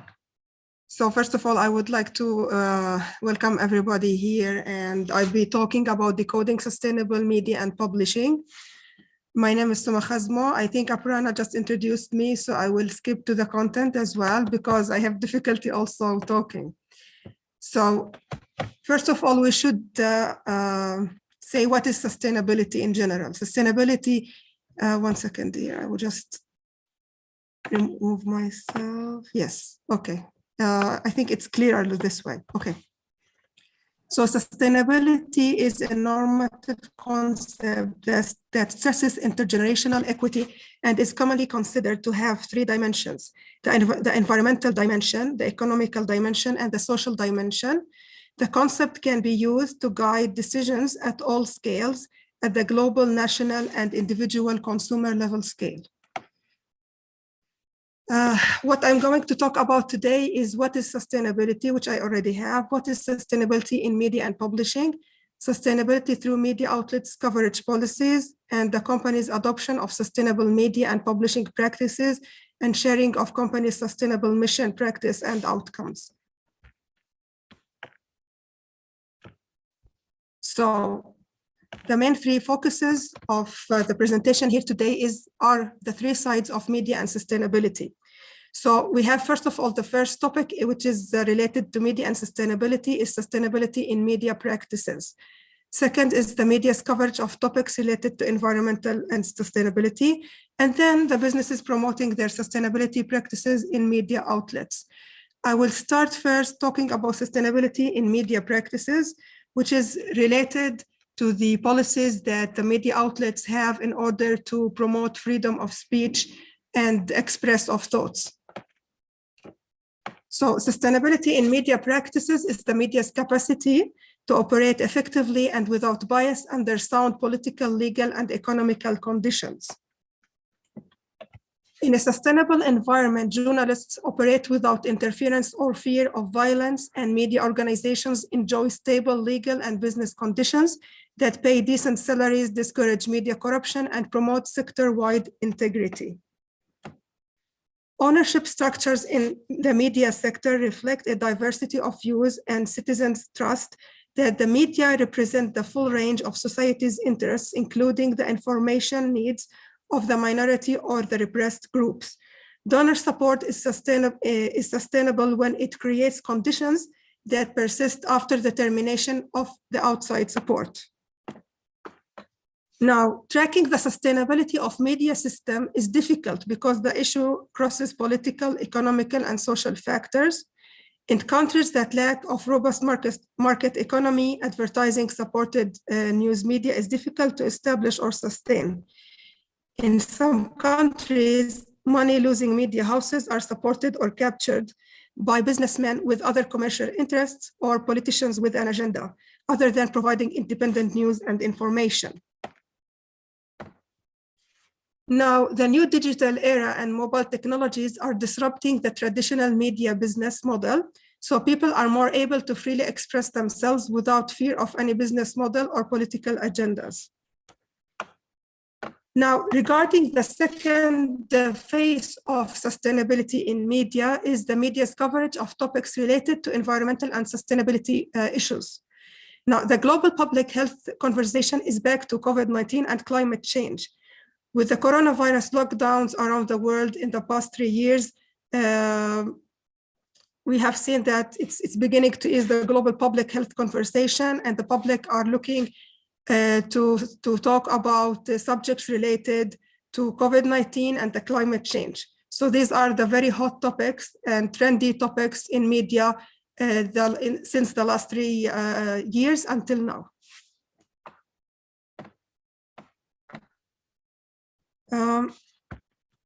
Also, media and sustainability have a profound connection. There are many ways that media and environment are intertwined, from the exploitation of natural and human resources during media production to the installation and disposal of media in the landscape, from people's engagement with environmental issues in film, television, and digital media to the mediating properties of ecologies themselves. Meaning that media as well in the media outlets, as in film, media, and TV, they all also talk about various topics regarding environment and sustainability as well. Now, regarding businesses in general, this is not related to media outlets at all. So every business has its own media agenda or its own sustainability policies, and they like to promote them through their website, social media, and through influencers sometimes.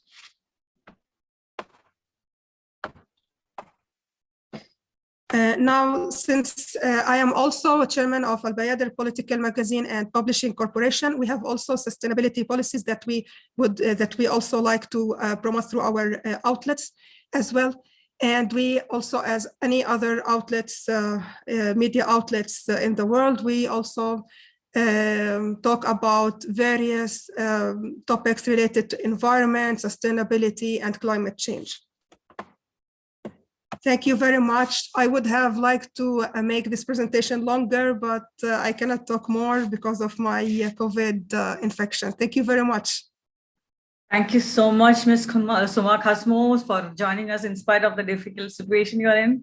We really salute your commitment, as I said in the beginning. And thank you so much for that wonderful session and letting us know about your activities. Thank you so much. We'll catch up later and maybe we'll do another session again. Thank you very much. Thank you so much. And what an amazing day it was. Amazing speakers, amazing topics, amazing learning. Let me take this opportunity to thank each one of you. Madam, can you just, Madam Suma, can you just close the PPT? Oh, stop. Okay, sorry. 1 second. Yeah. Yes, let me take this opportunity to thank each one of you who made the summit possible through your support and commitment. First of all, let me thank our chief guest, Baibas Altuntas, former senior advisor of the London Stock Exchange Group, executive chairman of the World Business Angels Investment Forum, for the trust in us, for taking his time out of his busy schedule and joining us in this summit. A huge thank you to our keynote speaker, Dr. Hind Bohia, for enlightening us with her words and also with her experience. A big thank you to all our powerful speakers. Thank you so much for sharing your amazing stories. I'm sure this will be a great learning for everyone who is watching, and be assured that as founders, all your efforts are going to create a huge difference in this world.